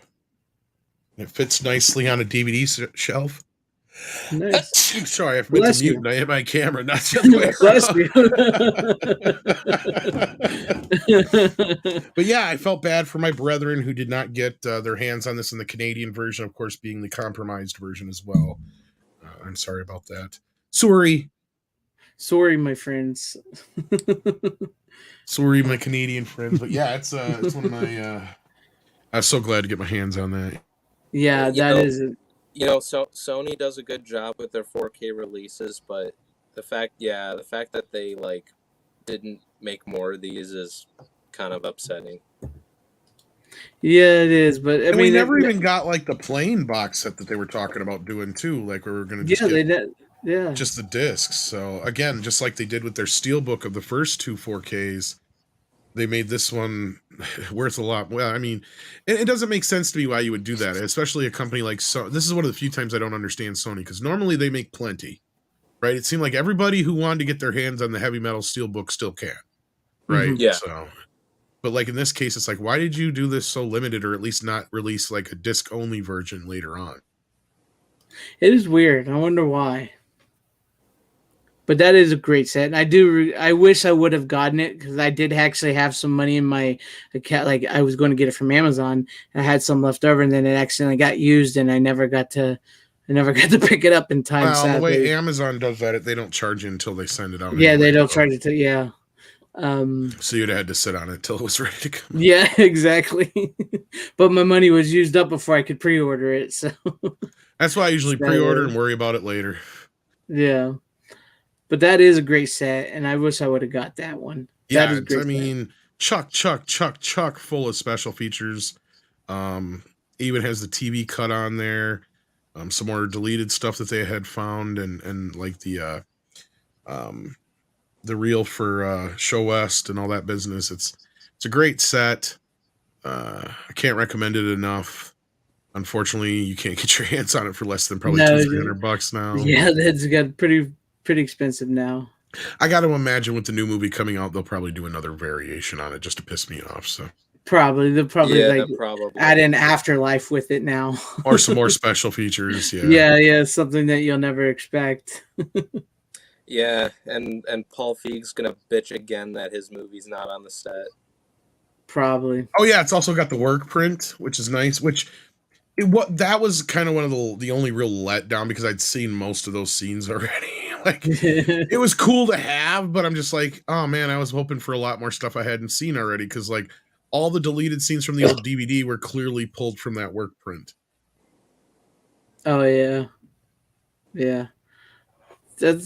I still want to get it though. I would like to see that the work print Right. is. I think you actually sent it to me. Never mind. I think I did still send have it it. to I you, just yeah. haven't watched it. Just haven't watched it yet. Well, that's the That's thing, right. is when you watch it, you realize, oh my gosh, you could see how close they were getting to what the movie was Hmm. at the time, and also just kind of where they knew they needed to pick up the pace. And it's a good example of where like a lot of the deleted scenes that are deleted, they don't need to be in the movie. Right. There was only like a couple of bits and lines here and there, and those are mostly from the outtakes that I can't believe didn't make it into the movie. Like there's the one bit where they're talking about the petty cash and just before they go to get Slimer. And there's a whole little bit there where they're joking about burning the place down and collecting the insurance money because they're broke. And I'm like, that's just hilarious. It should have stayed in the movie because better yet, because you get a great Egon joke from it because he's like totally on board with it because he's like, it's just like the only way that mathematically makes sense that they can make any money right now. Like, yeah. It works. Egon was always hilarious. It's his dry wit gets you every time. Well, he doesn't even say anything. The best part is I think it's Venkman. I don't know if I got the clip here yet or not. I used to have it on my channel. Hang on here. I think I still do. I got it here, but no, I mean Ghostbusters is just one of those movies, and then the sequel I got a special place for, even though a lot of people don't like it so much. But yeah, I like it. I like the sequel. Yeah.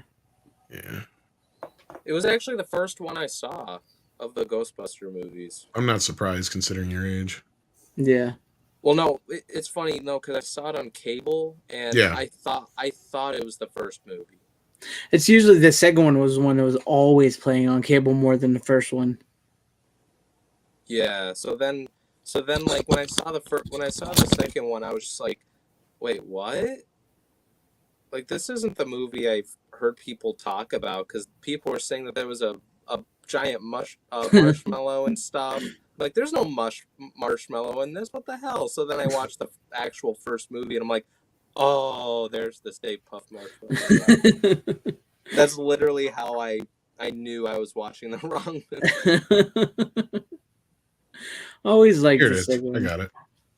And this has never even got me a claim as far as I know either, which is kind of funny. That's cool. Even though it's like 40 some seconds long.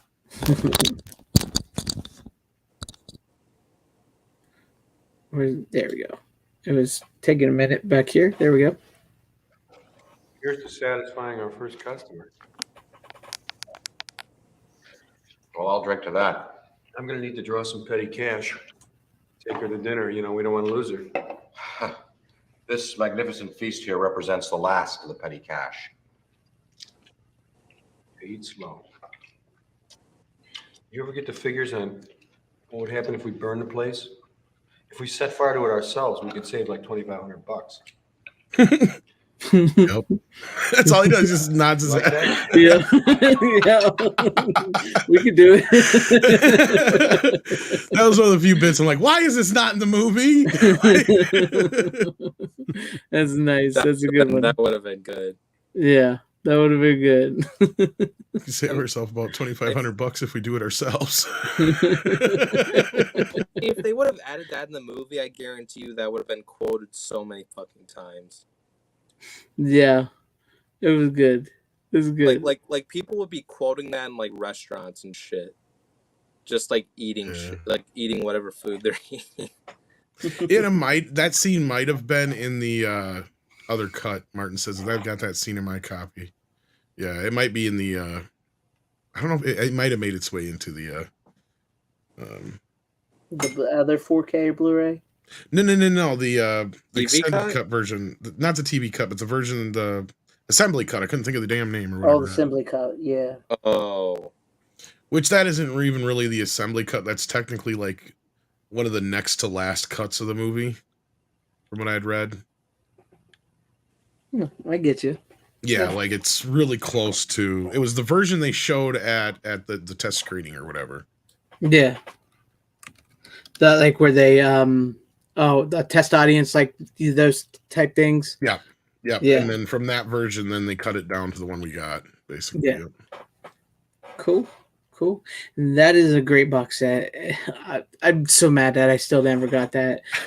Me too. I know. I'm gonna get some of these super chats real quick before we get to who's next. Is nice it me problem or to have. Yeah. I think it's your turn, Greg. Yeah. Austin said he only had one left. Yeah, I have one left. Yeah. So I'll go before you, Austin. But I'm gonna hit up these super chats real quick, and then we'll get to it. Bronson gave us a few here.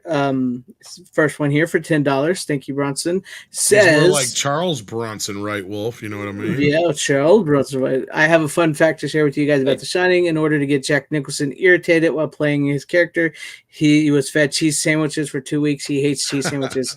I don't blame him. That would aggravate me too.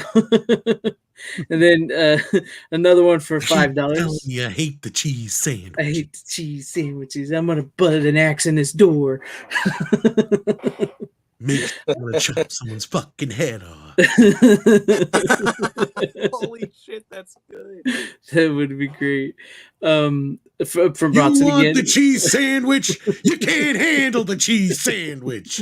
I just think of what a man is, and I strip away the cheese sandwich. And When you take away the street cheese sandwich. have you guys seen 1 Hour Photo, Insomnia, or The Night Listener? If so, what are your thoughts on these movies? First Rob? two, yes. Yes. And I enjoyed them, yeah. Yeah, I enjoyed them. I like 1 Hour Photo, Insomnia. I've never seen The Night Listener, though. I don't think I've ever seen that Oh, one. yeah. No, Robin Williams can play a good creep. Yeah, he does good. Chris Nolan's Insomnia. I believe so, yeah. Yeah. Yeah, I've seen it once. It's good. It's not my favorite Nolan movie, but it's definitely really good. Yeah. It's not bad. I think Bronson's a Robin Williams fan. I do too. He says, Yeah. "Have you Got a guys ever? feeling. Yeah. Have you guys No. ever seen The Birdcage? What Dreams May Come? Jacob the Liar, Death to Smoochie, Man of the Year, License to Wed, and World's Greatest Dad? If so, what are your Yes, thoughts? yes, on yes, these yes, movies? yes, and yes, Yes, and yes, yes, and yes. I love The Um, Birdcage. I think it's hilarious. Pretty much in the order that you have them in there, aside from Jacob the Liar. I probably like it in that order. I'd put that somewhere below Man of the Year because, yeah, The Birdcage, What Dreams May Come, Death to Smoochie, brilliant fucking movies. Mm-hmm. Jacob the Liar, Man of the Year, not so brilliant. License to Wed was unwatchable. Yeah. World's Greatest Dad, I have not seen, but I've heard both. But it is directed by, I think that's the one that directed by Bobcat Goldthwait. So I'd give it a chance. But he's one of those directors you either love or hate the movie. Yeah. There's no in between usually. Pretty much. And thank You you. know, I remember. I think it was like 2 weeks ago. I think he asked, "What's your favorite Robin Williams movie?" I always forget about Insomnia, but honestly, that's probably the best performance I've seen him in. If I'm trying to be honest, it's like one of it. You need to see more Robin Williams movies. Not that that's a bad movie, but Mrs. Yeah. Doubtfire is kind of the quintessential one. Like it captures Yeah. all of what Robin is in one package, I guess is the best way to put it. But I saw that. I mean, one he's up, done so but many great movies that's I've the seen. thing. I haven't seen Mrs. Doubtfire in so fucking long though. That's the problem. I think that's his most successful film overall. Yeah. Yeah. I always like Good wasn't- Morning. Go ahead, Austin. Sorry, I Sorry. said out of all those movies, the only thing I can add is I was an extra in Man of the Year. Oh, really? I'm sorry. No, I'm just kidding. No, it was all right. I do love Good Morning Vietnam. That's probably my favorite of his Yeah, I was going to films. say Good Morning Vietnam. Yeah, that's so good. But I have a personal Yeah. connection to that one just because between that movie and Pump Up the Volume, those are the two movies that made me want to be a DJ when I was younger as far as getting into radio. But yeah. Yeah. Awesome. That's nice. And then Rookie Critic gives us $20. Says happy 100, bros. How come Thank you he's very not much, in here? Rookie. What's he doing? I don't know. We'll have to Yeah. bring him on next week. Okay. And of course, Oh, he'll probably bring on. too many. You know, we don't want to make Runner feel bad that his replacement is coming out Yeah, while he's his still here. replacement. You And know? Oh, of course, wow. he'll We don't bring want us a Scream Richard again. Donner Runner More like Zack Snyder his ass. or Zack Snyder his ass as it is now. The $2 again from the Rookie Just Critic known says to all be hell got okay. to your runner. He's kissing his ass now. Yeah, he's kissing his ass because we said it was his. Dude. Rookie and I, we've been talking about film and shit lately because we want to be fucking film directors. So No, I No, know. I'm just giving you guys shit. yeah, hail to Rookie, man. I'm excited for you to drop our reaction to my student films that we reacted to. Oh, I'm sure we'll have fun tearing them apart. Oh yeah, that would be And yeah, hilarious. I brought this up when I got the Criterion 4K. This is one that doesn't get talked about enough. And I also brought it up how Fisher King was probably Terry Gilliam's most, what do I put it, most accessible film, I think I called it. What did I say? Like, Basically, if you're like getting like you're hanging out with a normie, that's one of the few Gilliam movies you can throw in, and the normie's not going to look at you funny, probably. Yeah. Yeah, some of his other films I've seen were like weird. What are we watching here? Brazil? What is this? Yeah. Jesus. Fear and Loathing and Lost. Ew. 12 Those are Monkeys. drugs. So the drugs, man. What the hell's a Baron Munchausen? But thank you. 12 Monkeys. Go ahead. 12 Yeah, monkeys, 12 Monkeys. No, but Fisher King's like one of his least of his movies. Like, it does not It's feel one of the like most a Gilliam normal movie. type Yeah, it does movie. not feel like it's the only movie of his that you could that if I didn't know he directed it, like I wouldn't be able to tell you he directed it just by Right. watching it. There's nothing in it that really gives you the Gilliam's.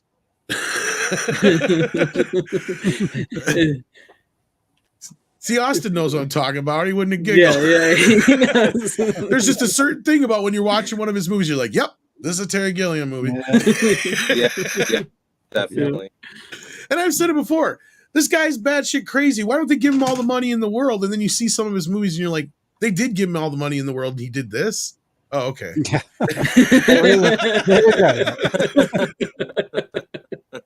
This is true. This is Baron true. Munchausen is kind of the perfect example of both, right? It's like his best and worst he could ever do with that kind of money at the same time. Oh, But yeah, I love dude. the film. Like the movie. But it was a huge bomb for the studio. Sorry. I mean, the Baron like rides a fucking cannonball for fuck's sakes. Hey, it's Gilliam. That's Gilliam. I know, it's crazy. Only though. Terry Gilliam can get away with shit like that. Yeah. Oh yeah, sure. All right. But thank you to Bronson and Rookie for all the super chats. Appreciate it, guys. And what's Thank you funny so is very he much. claims he's never taken drugs. Yeah, I have a hard time believing that. I kind of believe him, especially after if you watch Fear and Loathing in Las Vegas, knowing that it's almost kind of really clear that he's never ever done drugs, at least not to the extent of where he has any experience with them. Really, yeah.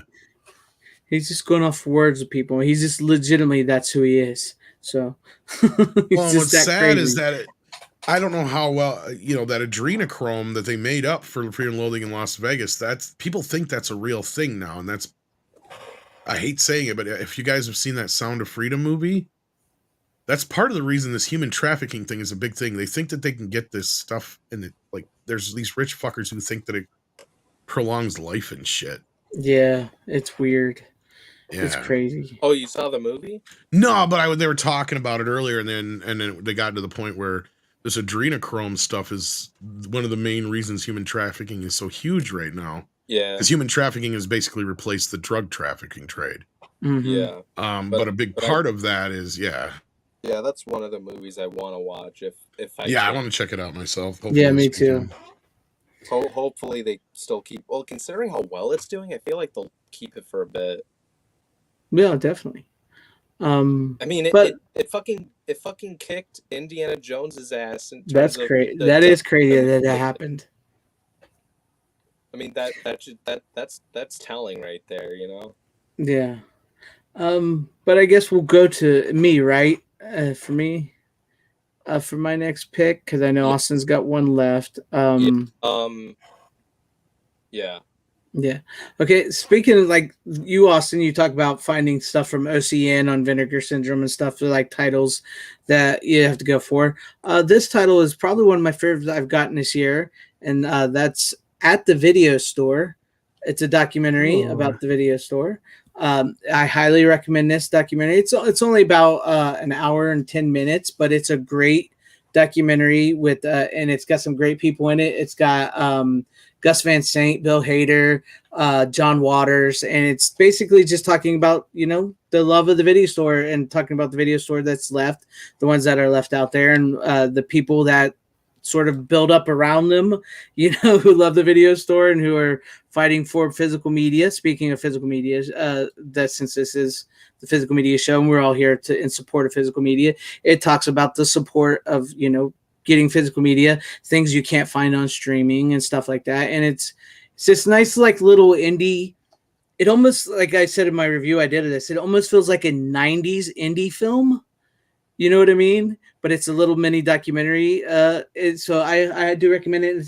I gotta say, this was one of my favorites that I found from them, and I totally enjoy it. If you've not seen it, I do recommend it, especially if you're into physical media in the video store. So those I are one of my totally favorites. missed what it was. What was it? Oh, you missed it. Yeah, that was my fault though. So sorry about that. That's okay. It's the documentary. Okay, at I the thought video it was store. that one that you were talking. Yeah, okay, yeah.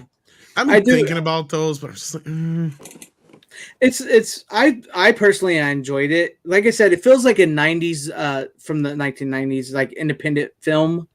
You know, it's little not it's a documentary though. it's or a no? documentary. It's a documentary. It's a little hipstery. It does, you gotta like because you're not going to agree with everybody that's in this movie, politically Do wise. I ever? But yeah, politically wise. But that's par for the course of movies. But it's a fun little like documentary, and it talks about like what video stores are left open. It talks a lot to the guy that actually ran that was like the CEO of Hollywood Video, and it talks about what Blockbuster did to the mom and pop stores. And it's like cut in between like certain segments. They have like these little mini music videos talking about, which is pretty neat. They're pretty fun, and it does go into like how the red box and streaming ended up killing the video store and stuff like that. It's a pretty fascinating documentary. Plus, like I said, it's only like an hour and 10 minutes. So it doesn't overstay its welcome, and it doesn't get preachy. It's like I said, it's a little bit hipstery, little 90s type thing. John Waters is good in it. Bill Hader is good in it. I enjoyed listening to them, and it was fun to hear about these video stores that are actually still going and what they're trying to do to stay open. But yeah, I can, in there at all or no? No Tarantino, just Gus Van Sant. Because that's sad. Because he bought that video store he used to work at last. I know. I wish he would have been in this, but no. Sadly, he's not in it. It sounds like he would be like somebody who would be in it, but the he's video not. archive or something like that. Yeah, the video archive. Yeah. Austin, you were going to say something. I'm sorry. No, I said I just need to check that one out. I have not seen it yet. I think you'll totally dig it, Austin. Yeah, they should have got a hold of you. What the fuck? Yeah.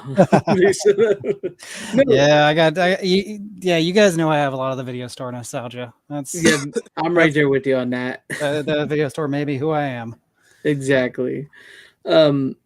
But yeah, no, Gus Van Sant, the director, and he's all right. But my favorites was probably Bill Hader. Bill Hader does he does a great thing about talking about the video store. And John Waters, of course, John Waters is John Waters. He's like comes right off the bat. He's like he gives no fucks. So he's just like immediately like basically the video store killed the midnight screening shows. So now you could just sit at your house and smoke weed and watch all the trash you wanted. So it's like John Waters. Yeah, that's got a point. Yeah, so. And it was pretty funny and interesting to hear how, like, because there's one point in the documentary they talk about how video stores were blamed for killing the drive-in theater. And then we get to the point where streaming has basically been blamed for killing the video store. So it's like, it's interesting to see the evolution. Yeah. It's like a cycle. Yeah, it's like a weird cycle. So, but yeah, I can recommend it. I mean, if you're into the video store and stuff like that, I think you guys like it. If you're not, then it may be something you don't want to see. But that's what I would say. But that's one of my favorites I've gotten this year. So there you go. Check it out. Yeah, I definitely think you'd dig it, Austin. But how many of you guys got left, Tom and Runner? I got 2 of the fancy ones left. I got 2 fancy 3. ones. 3. So how do you guys want to do this? Because I know Austin's got 1 left, and now I got 1 left. How about you have run or go? Then I'll go. How many you got running left, Runny? 3. 3? Why do you got to be so gay? Why do you got to be so mean? I don't know. Like, are any of them still new ones, or are all of them like fancy ones now? Fancy ones. Whatever. Do what he wants. Dude, come on, brother. Show us what you got.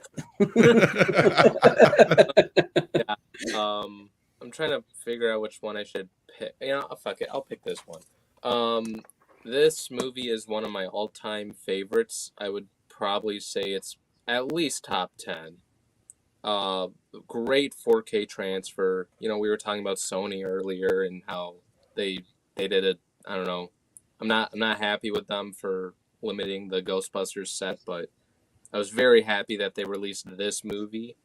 And I heard about this movie because of Greg. He really liked this, and it stars one of my favorite actors of all time, and that is Val Kilmer in Real Genius. How'd I guess? Yeah, fucking amazing movie. It is perfect from beginning to end. Real Genius is a great movie.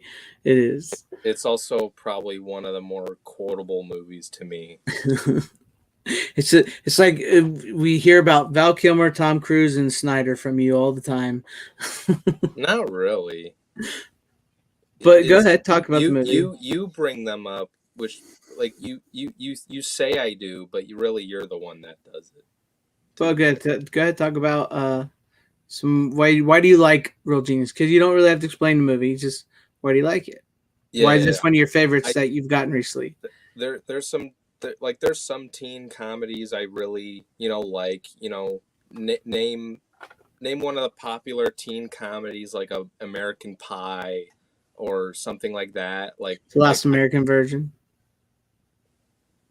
I haven't seen that one, but Real Genius is probably like one of the best in terms of like a screenplay and from like a writing standpoint, just and even like direction from Martha Coolidge, just fucking perfect. Like almost everything about this movie.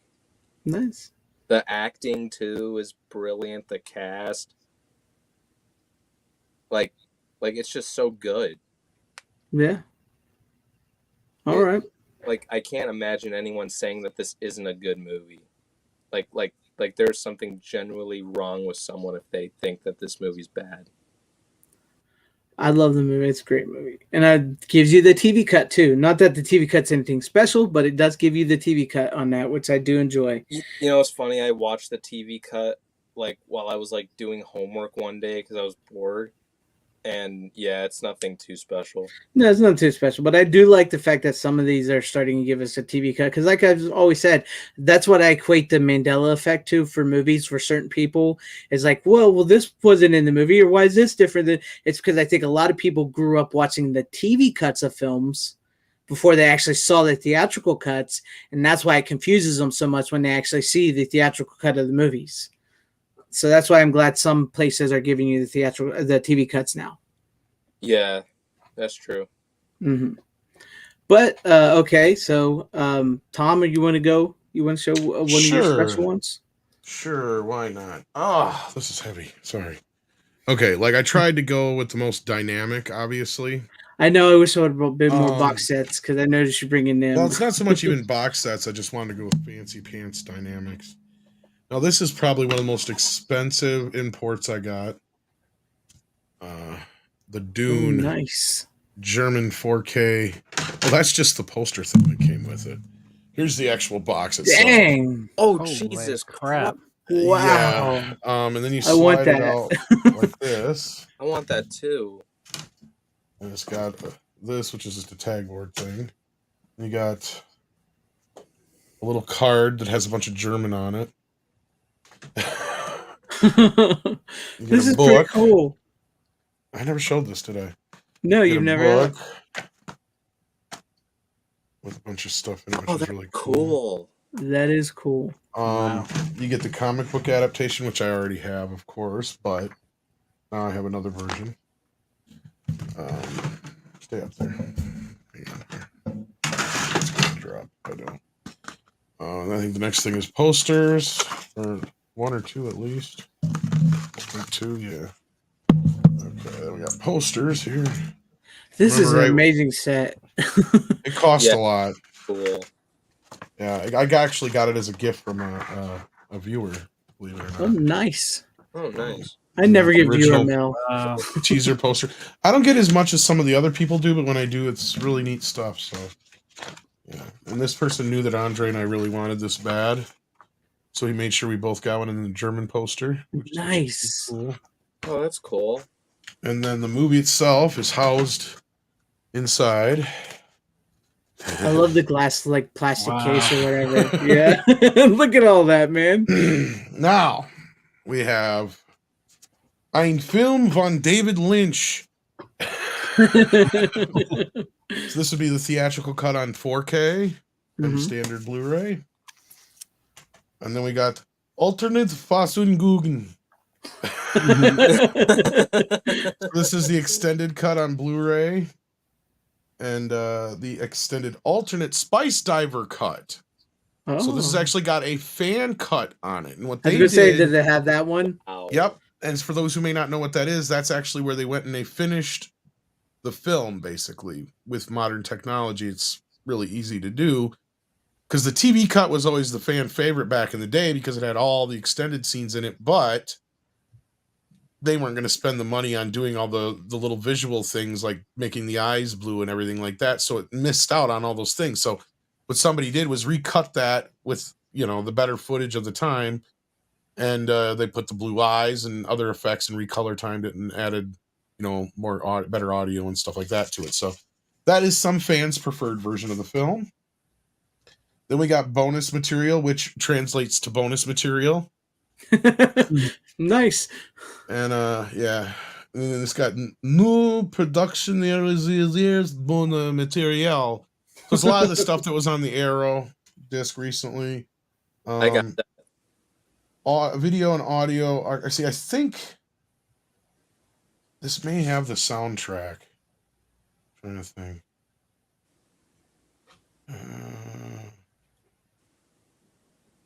Oh no, it's got Frank Herbert's something audio. I didn't even know that. I haven't even gone through with all the extensive shit that's on this, man. Like, there's so much shit on here. I don't even. I mean, and then here's the soundtrack. I knew the soundtrack was in here, so I wasn't sure if we had like an because it's just a regular CD. I didn't know if maybe they put the soundtrack on the Blu-ray and like uncompressed audio or something like that. But no, there's just a bunch of different stuff on here. It looks like audio interviews, radio interview with Frank Herbert. I think it might be an audio interview, 80 minutes long. Jesus, like there's so much shit on this. Like this is like the ultimate. The only thing it doesn't have, and I'm kind of pissed because I went and bought it later because I was like, well, there's got to have the ultimate. I got to have everything. They actually did a 3D transfer of this movie. It's shit. Oh, like man. it's not even really a 3D transfer. And I went and spent a bunch of money getting it, and I'm so pissed about it. It's horrible. Yeah. No, this is the ultimate version you can get. I don't know if it's still available or not. It was a pretty penny when it was brand new. That's amazing set. That was like Dude, that is insane. Yeah, it's like that over is brand new. The only thing I don't like is they should have made this thing where it fits in with this because it's like odd. Yeah, you would think that was like sliding in on top or something. Yeah, like you could flip it around, decide which one you want to show. But no, it's like you got this, and this is just kind of like one of those. Oh yeah. Tagboard posters, or not tagboard, but it's a hard, thick, not yeah, I guess it'd be a plastic or whatever, vinyl, whatever. Yeah. Almost thought it was spectacular. Yeah, that one's pretty cool. It'd be nice if you could just slide it in there, but it doesn't. Yeah, that's what I was thinking. You should do that. Yeah, it'd be nice if it could, but yeah, no, it don't. So, oh, there you go. I couldn't remember if I showed that on here or not. No, you've never, and I think you've won the night. I think no matter what we show next. Oh, I got something else here coming. So, like, yeah, none of the stuff I got is. Yeah, my next pick is going to be like, oh, really? Tom just showed Dune, and you're going to show that? Yeah. Talk about just whipping my dick out and. Look, I'll show you. Look at the veins. That's just wrong. Well, I yeah, definitely. Like you can see it throbbing. It's like it's alive. That's wrong. Is it gay if I ask if I could touch it? Dude. Fuck. Austin, yeah. What are your thoughts about that, Austin? Oh man, that's a beautiful Dune set. Choose your words wisely.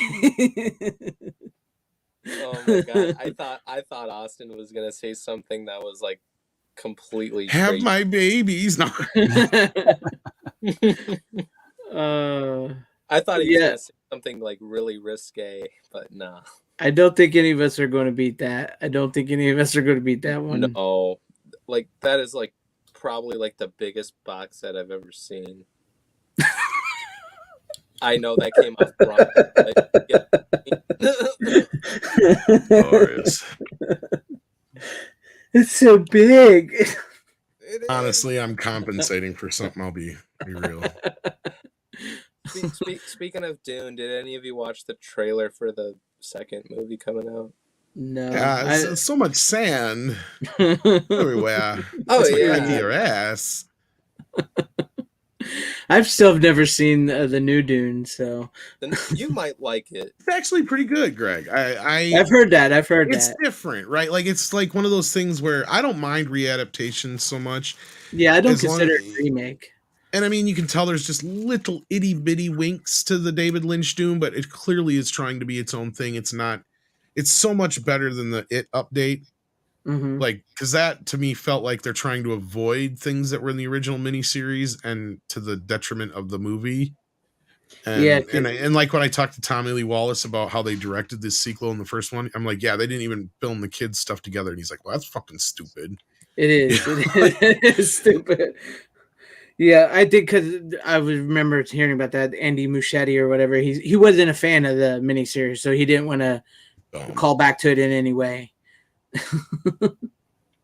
Which is like okay, but most he people leaves are out important fans. context. Exactly. But that's a great Dune box set, and I don't know who's going to have to follow that because I know me and Austin only got one left, and Runner's got two. So how are we going to do this? How about Runner go again? Then All you right. guys go, and then you. I actually have to jet before too Okay, long. Okay, so why don't you go then, Austin? Yeah, I'm we'll go sorry. ahead. There you go. Yeah, sorry, Austin. Oh man, I'll take that bullet. The trying to follow up that Dune set. Yeah, good luck. I was gonna Don't go. feel bad. I got another one coming up here that's pretty good. Yeah, I'm wondering if I shouldn't flip flop them, but yeah. No, this is nothing too fancy. Just another new release, canon release that's really good, worth importing. Is the Barfly from Imprint. Nice. There's that. Blu-ray. This is a movie that I remember from my earliest days of the DVD collecting, like that the Warner Brothers, like the Snapcase, the cardboard Snapcase one, went out of print super fast. I forget if it was music issues or something like that, but that being like one of those really expensive, hard to find DVDs. And when I was working on the books, even before this was out, I think it was still like $70 or $80 just for the ancient DVD. Yeah. So I'm really glad somebody put out a beautiful edition with lots of extras, some new interviews with Barbette Schroeder and Alice Krieg and other people. But yeah, it's got the movie in a very nice HD transfer, and it's got the Bukowski tapes, which it was Barbette Schroeder while I was working on Barfly. Leading up to it, he just basically hung out with Bukowski and taped him doing what he does best, like getting drunk and talking. And that's what this is. Yeah, it's about 4 hours worth of they're drunk, them drinking and having conversations like in his living room, on his back porch, and all these different places. So yeah, it's a very nice. That's a nice set. Yeah, nice set. Yeah. So it's no Dune, but no, nothing's Dune. I'm just kidding. That's cool. That's cool. That is pretty cool. That's Mickey Rourke, right? Yeah. Mickey Rourke, Faye Dunaway, Frank Stallone. Yeah, I remember that. It always amazes me what's happened to Mickey Rourke, because you think back to Mickey Rourke's career and some of the movies like Barfly and all that. The man was like on a roll, and then like you see him nowadays, he's like, what happened to poor Mickey Rourke? But that is pretty cool set. That's pretty cool. I'd never seen that set before. So I mean, at least you had a nice big set that you could show. And now it's getting back to being weird again when I say stuff like that. Yeah, it's pretty cool. It's got the Bukowski tapes. I bet that's probably. Have you watched all them? I bet that's probably pretty fun to watch, right? They're just getting drunk. Yeah, it's fun. It's definitely you need to take it in chunks, though. At least I did, because 4 hours is a lot of it. It's not something I can sit down and get through in one sitting. Yeah, that's true. That's true. But that's pretty cool. And what was that again? That was Umbrella, did you say? That's on Imprint. Imprint. Yeah, They do so- good stuff. They do good stuff. Yeah, they definitely do, and I miss out on stuff from them because I always think it's going to last, and That's it my sells out. problem too. Sells It's like, out. sorry, I didn't mean to cut you off. No, they're just one I always I try not to sleep on because I've had regret. I've had plenty of remorse for not grabbing stuff when it was available, and then missing out. That's I have me. that problem too. And then usually when I end up doing it is those end up being the ones that they do end up reissuing somewhere else. But Imprint does do some really nice sets. I mean, they're pricey though, and the import cost is Yeah. because I ended up paying 3 times as much as what the movies cost me just to import like 3 box sets from Imprint. They're definitely pricey. Well, and it wasn't really their fault. It's the shipping cost from Australia. Right. Yeah. But that is pretty cool. I haven't seen Barfly in a long time, I don't think. It's been a long time. But that is a pretty cool set. And I just always kind of remember it being Mickey Rourke's Leaving Las Vegas kind of movie. Yeah, that's what I remembered as, too. It was interesting, though. Like I said, Mickey Rourke used to have, like, a really good career. Sadly, we know what happens to him.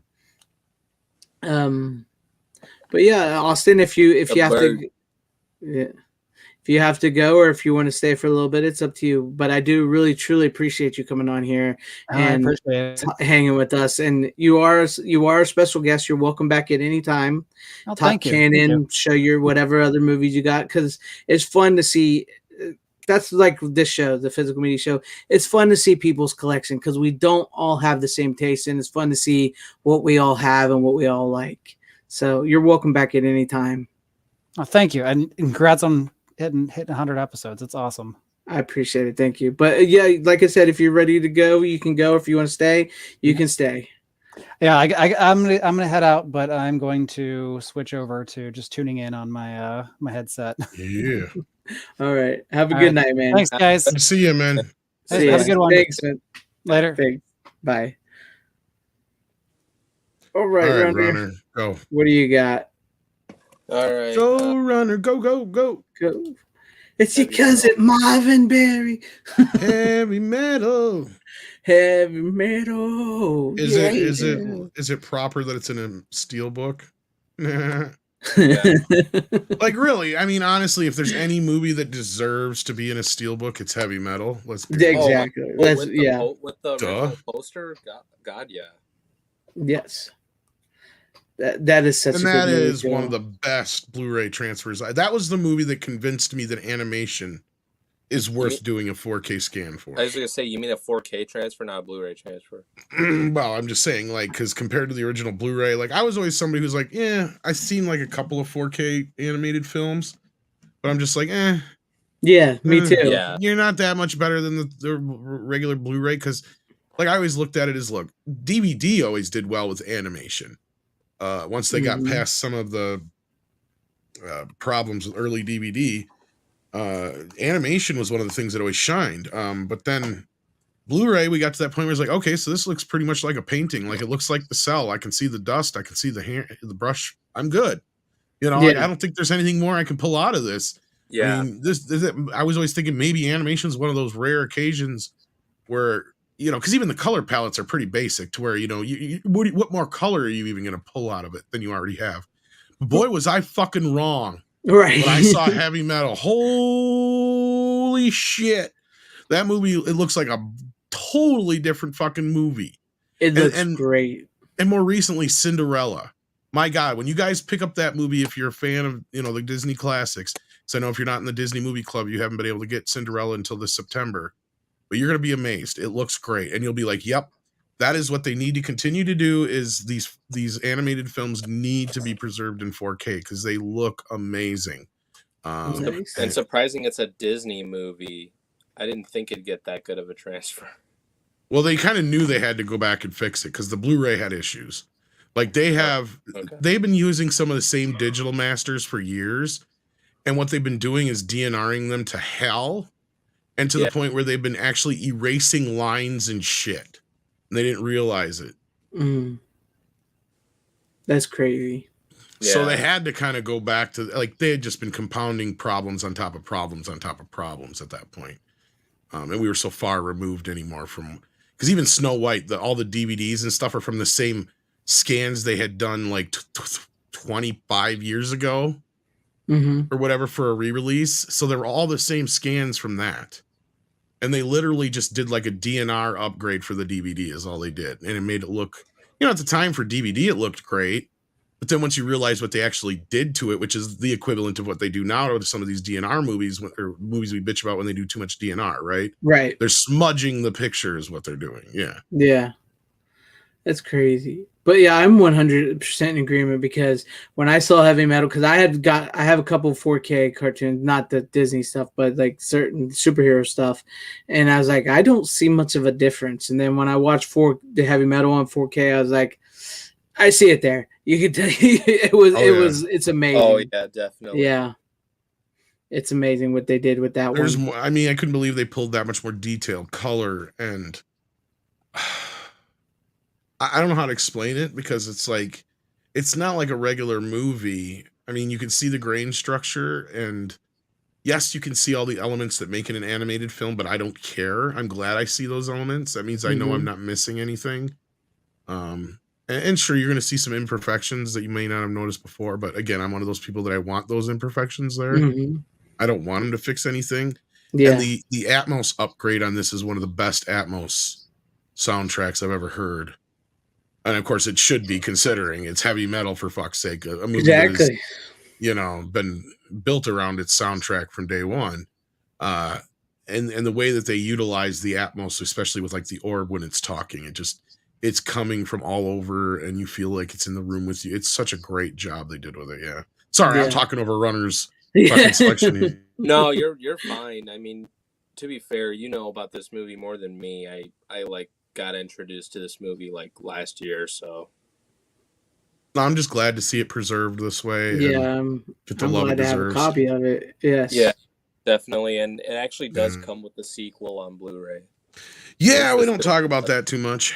It's okay. It's all right. I'm glad to have it, but yeah. Yeah. It's okay. I don't hate it. I really don't. It's not as good as the first one, but it's nice to have it. I would have liked it more had it actually been meant to be a heavy metal movie to begin with. Like, that's the issue I have with it, is like, it's kind of, I hate when they retroactively make something a sequel when it's not meant. It's like, why did you do that? I mean, yes, it's got a different animation style, but yeah. And I think it's like one story, right? Yeah, it was made during this time they were doing shit like Titan AE and other a little bit more adult leaning sci-fi animated features. And I'm sure it was started under Sony, and then somebody got the bright idea, oh, this is a lot like heavy metal. Why don't we slap heavy metal name on it and put a bunch of songs in the soundtrack and sell it that way, and that'll help sell this movie that nobody's gonna, because it was probably right after Titan AE had flopped or something like that. I can't remember which one came first. Yeah. But like this premiered on Cinemax. Like, that's how much I don't know if they ever planned on it premiering in theaters or not, but it never made it there. Right. Who knows? Probably because of Julie Strain did the design for the woman, and she was big on Cinemax. Probably is why they premiered it on there. And I'm trying to remember if this was the time Kevin Eastman bought it, or right around that time. Yeah, but yeah, Titan AE sadly is, and that's a movie that needs a Blu-ray DVD, Blu-ray upgrade. It's not getting anything since the DVD. I've got it on digital, but it's only in 2.0 stereo because it's the cable version of it, basically. Yeah, that was a great flick. Yeah, it's actually pretty darn good, and that's I've heard good things about it. It's Matt Damon. It's kind of almost like a heavy metal movie itself, only it's like a PG rated heavy metal movie because it has the soundtrack. And it has the same kind of adult bend to it, but it just doesn't have the nudity and the swearing and the blood. Isn't it Don Bluth that does the animation? Don Bluth did Titan AE, yes. Yes, that's what it was his last big movie, I believe, because it was such a big flop. Yeah, and it sucks that it flopped like that. And it was just as they were getting into the mixing CGI with animation, and that's why the movie cost so fucking much. Yep. which now somebody could make on their home computer, but you know. Mm-hmm. I mean, we see it almost every day now. Pretty much same quality and everything. Yeah, that's what I'm saying. Yeah. All right. Yeah. So is it back to me for my Either final or, pick? you guys decide. You got one more runner, right? I got one more. I got one more. All right. Well, I guess we'll go to me, runner, then to you, Tom, because I ain't got nothing to top Dune or whatever else you're going to show. I wish I would have brought some of my bigger collections because I just grabbed some of my favorites. Well, I'm that I got half-assed this year. pulling a runner on my last one because I've not actually watched all the movies in the set, but. Oh, I know which one. I haven't got mine yet. Still, Maybe. Yeah, maybe. But for one of my favorites that I picked up. Now, just remember, this is one of my favorites. I know it's not nothing special, but I really dug these movies. The Vestron Dentist and Dentist. I still 2 gotta watch collection. those. Yeah, I don't mind this artwork on the front here. I dig it artwork, and I think Corbin Burnson gives an amazing performance. And they're just cheesy, fun '90s horror flicks that are. I don't know. There was just something about them I really liked. I hadn't seen the first one in years, and I don't think I ever remember seeing the second one hardly at all. And they're just fun watches, and they're pretty decent scans. I mean, the best we'll probably ever get of these movies. They were, like you mentioned, with Heavy Metal 2. They were Showtime, I believe. Was it Showtime? It's either Showtime or Cinemax movies. That's where they premiered. And then straight to DVD and all that. But yeah, I enjoyed it. And I'm a huge fan of Corbin Burnson, and from certain shows and stuff. And I think he just gives this like maniacal, over the top performance, and you could tell he's just having fun in these movies because he doesn't typically get to play characters like this and the stuff that he does. So yeah, that was one of my favorites I've picked up here recently over the past couple year or two. So yeah, there you go. I wish I'd watched it just so I could discuss it with you a little bit. I always feel bad because I got it, I just hadn't gotten. That's okay. I mean, that's like I said. Kinda That's like with Rain Man earlier with Runner. Like I watched some bits and pieces of it just to see how it looked and sounded. But yeah. But that's me. Like I get movies like that. Like I'm looking forward to My Best Friend's Wedding, or not My Best Friend's Wedding. Why the hell did I say that? I hate that movie. My Best Friend's a Vampire. I don't know why I said My Best Friend. Secretly, Greg is a J-Lo fan, and we didn't know. No. Well, wait, that's a Julia Roberts one. Yeah, there you is go. that J-Lo or Julia Roberts? I can't remember which one. Either way, J-Lo's got a nice ass, but I think that's the Julia Roberts one. That's the Julia Roberts one. I meant My Best Friend's Vampire, not My Best Friend's Wedding. I do not know why I said that. I can't even get them fucking straight because I've never seen the shit. Sadly, I've seen My Best Friend's Wedding, but that was not because I wanted to. I hope you got laid. Not lucky enough. Damn. But I went to see it with my mom. I mean, no, I didn't know. But My Best Friend is a Vampires one. I'm really waiting on. Yeah, I haven't seen that in so many years. It's probably been 20 years for me. That was when I discovered on like Showtime or one of those. Mm-hmm. Yeah. But I think I saw it on video actually. No, I take that back. I think I saw that on video originally. I believe I saw it on late night cable one channel. But I had it taped off of like Showtime or something like that. But yeah.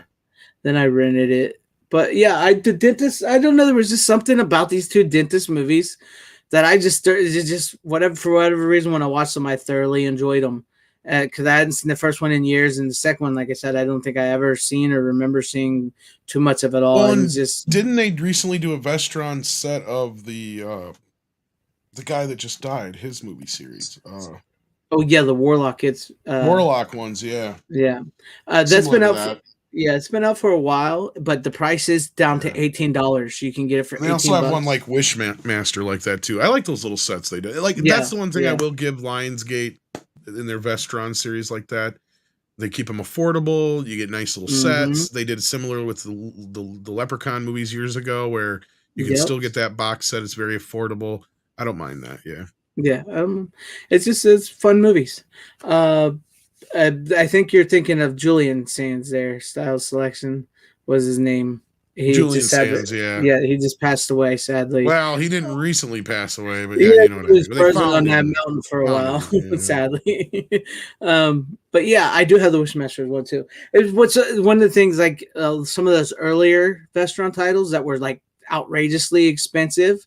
A lot of them have come down in prices a lot recently. So if you've missed out on any of them, you may not always get the slipcover, but if they're a lot cheaper now. Silent Night, Deadly Night set recently too. Yeah, but I'm not really a fan. Very of similar to this. No, yeah, but still, it's just nice that they did them. You know. Yes, I and I agree don't with you expect many of 100%. those to get 4K releases ever. So Yeah, no. But there you go, have it. That's one of my favorites that I had. all right, runner up. Yep, runner. All right. Last one. Last but certainly not least. Says I like you. the steel. Yeah. Fucking assholes, man. I am an asshole. I'm sorry. I'm good at it. You're a likable asshole though, Tom. It's a talent. It's a character, yes. Yes. A lot of people keep saying that, oh, Everything Everywhere All at Once is the best movie last year. No, it fucking isn't. It's Top Gun Maverick, motherfucker. That fucking movie got like how many different steelbooks? Because my kid got the Uber Father's Day edition. He wanted it for Christmas, and that had a different steelbook. Yeah. Yeah. That set looked kind of cool, but like, I don't know, the cover didn't impress me as much. Yeah, I was gonna say because I had him pop it open when he got it for Christmas, just so I could see all the goodies that were in it. And I would say, I wasn't impressed. As I like the fact that they're uniformed, but yeah, it's like you're gonna give us steelbooks, do something better than that. There was like a Walmart exclusive 4K steelbook, which like it had like a lenticular like cover in it that was like a magnet, and it would give you the same cover as like the normal Paramount unexclusive steelbook. I wish I'd have got that one. Yeah. No, I didn't. Yeah, but it's a really fucking great movie. Probably one of the best theatrical experiences I've had. Honestly, like probably top 5 best theatrical experiences, and I'm very excited for the new Mission Impossible coming out. Seeing that next week. I still haven't watched past 3 of Mission Impossible. Me neither. I've never seen only but the first 2. That's sad. The thing but is, I do like, have them in 4K now, and I'm gonna watch them all. I don't have them in 4K, but I was say, like Tom, I think, and Greg, I've been bothering Greg many times to at least see the last 3, because the last 3 are so much better. I bought the first 5 for $20 a while back. I have all the first 5, not the first 5, the first the first 5. How many are there? This is going to be 7, right? There's 6 total now, but when this new one comes out, it's going to be 7. Okay, so I bought the first 5 on Blu-ray, and I'm not, like I said, I was never a huge fan of Tom Cruise, but I've started to hear so many people talk about the new Mission Impossible, so I think I'll probably watch them. And man, I've been going through hell trying to convince Greg to watch the new ones. I'll probably watch them, and then I'm like, dude, like when you watch the new ones, like the last 3 ain't shit compared to the new ones. I'll probably watch them. I just need to get Fallout, and then I'll be set, because I'm not only going to watch it. I'm only going to watch like the last 3, because I don't need to rewatch the first 3. No, you don't. You really don't. I mean, like there's connections to the other movies, but you really don't have to. I mean, I do like the first, like we've talked about before, I do like the first Mission Impossible, but I also know for fans of the TV show, that's the first Mission Impossible is like the Last Jedi for them, because of what they do to Jon Voight's character, who was based off a character from the TV series. Yeah, I get that, but I never watched the show, so I don't really have that. Yeah, I know.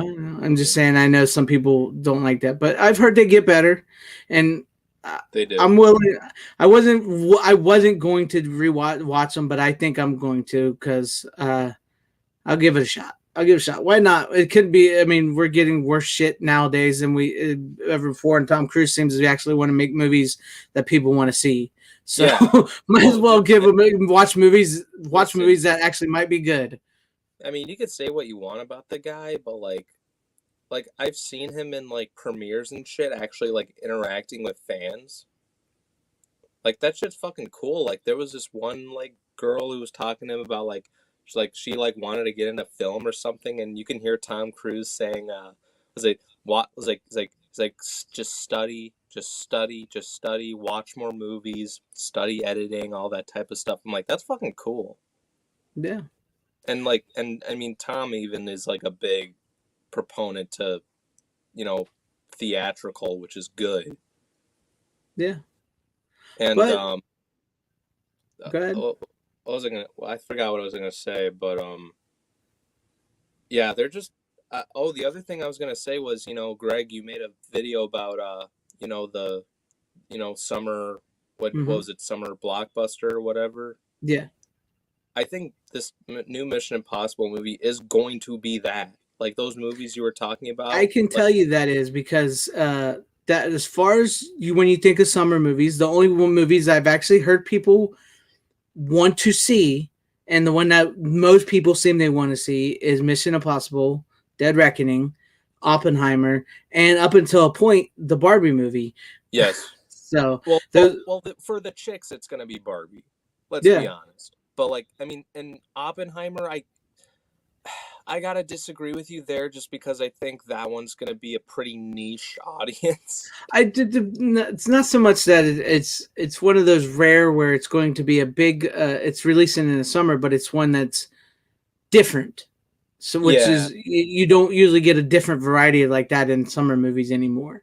Like I think Oppenheimer's gonna be like yes, it's a Nolan movie, but I think it's gonna be like more of an award like type film, you know, like your typical Oscar bait type of movie. It's gonna be one of those. Yeah.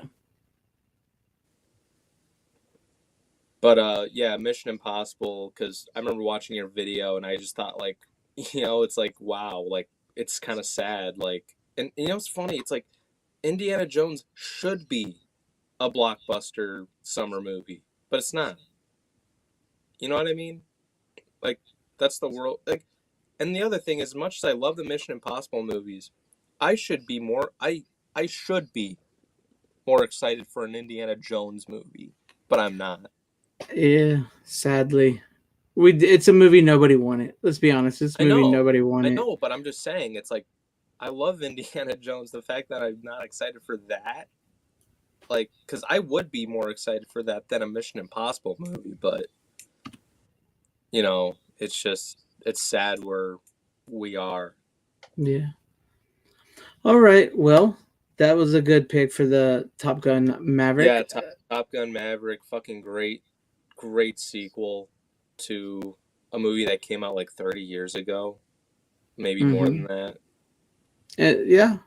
Yeah, some to that effect. I'm not gonna lie, the Val Kilmer, Tom Cruise part where he gets to see Iceman like one more time, that I actually like shed a tear in the theater. Is great.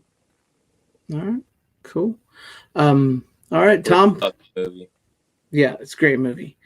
Tom, are you ready for your final one of the night? Are you ready? Are you ready? Yes. Okay, here we go. This is another. No, it's gonna. Oh my God. Another one of those Dune. Runner's mouth is drooling already. Oh, you can get this one still. This is one you can still get. Okay. But it's a box. Oh. What is this? That? Isn't the one I thought it was going to be, but I know where you're going with this one. That's cool. It's got a lot and stuff. Tucson. I can hear the music in my head. I can hear the dun. I'm trying to get it. I can't get it, but I know what the music is. It nice. Yeah, I have not watched all of these yet, but nice. I also have, and they never finished them, but Jester and nice Torch for the set too, but they never did any more for some reason. But yeah. They just had a sale too. I think it's over the 4th of July. You can still get it. Sale too. Yeah, that was on sale. That is nice.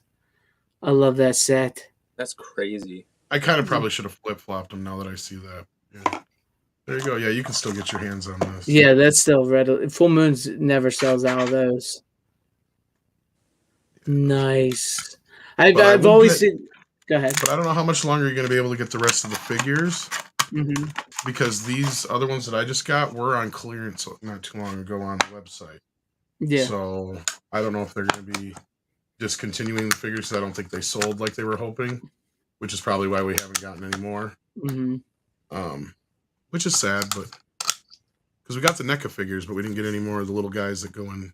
Oh, I don't want to close right. There we go. Okay.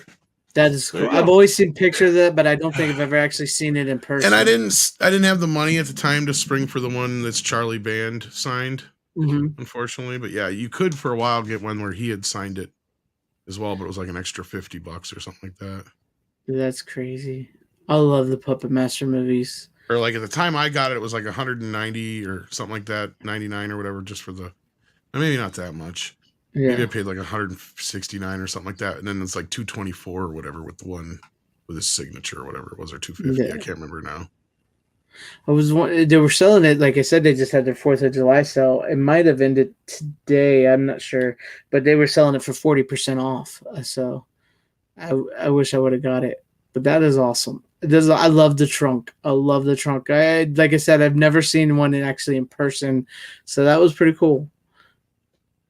Them are fun movies. I've enjoyed pretty much all of them.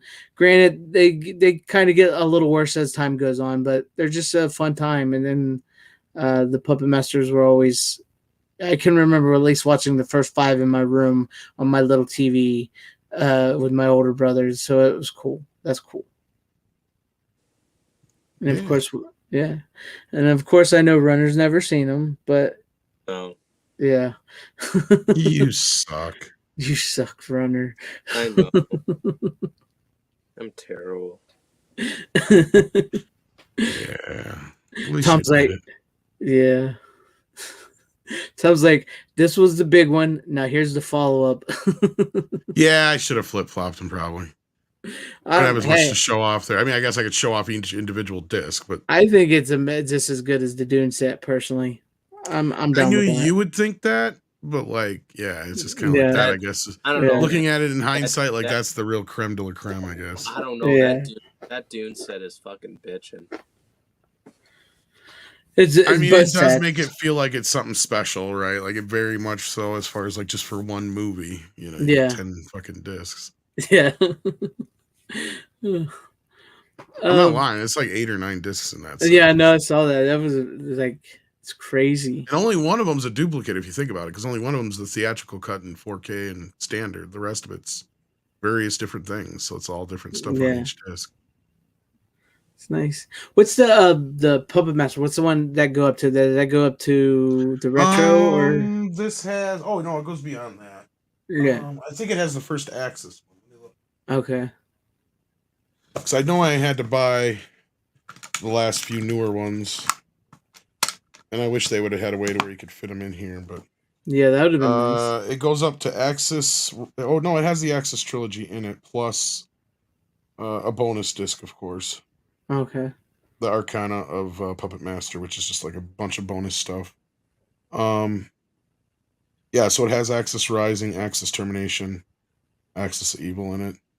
So it goes up through all those. Yeah, it's got Puppet Master 2, 3, 4, 5, Curse, Retro, Legacy, then the Axis trilogy. And I guess the other cool thing, I didn't really show them, but I know there is a few variations on the releases, but these they all made sure are very uniformed. Like they all look the same on the side. They got the silver lettering. They all have like the silver borders of the original poster. So I mean, I'm sure you've seen various versions out there of them, but yeah, these all make sure they're pretty uniform, because I've seen quite a few different versions of the original Puppet Master. They make sure that it's all uniformed. I know it's hard to see with this. But I get you. And then of course it also came with a nice book. Oh, that's cool. As well. So yeah. No, it's a nice set. I mean, there's a couple of bonuses in here you only get in the set, being, like the book, the Arcana, and the blade miniature.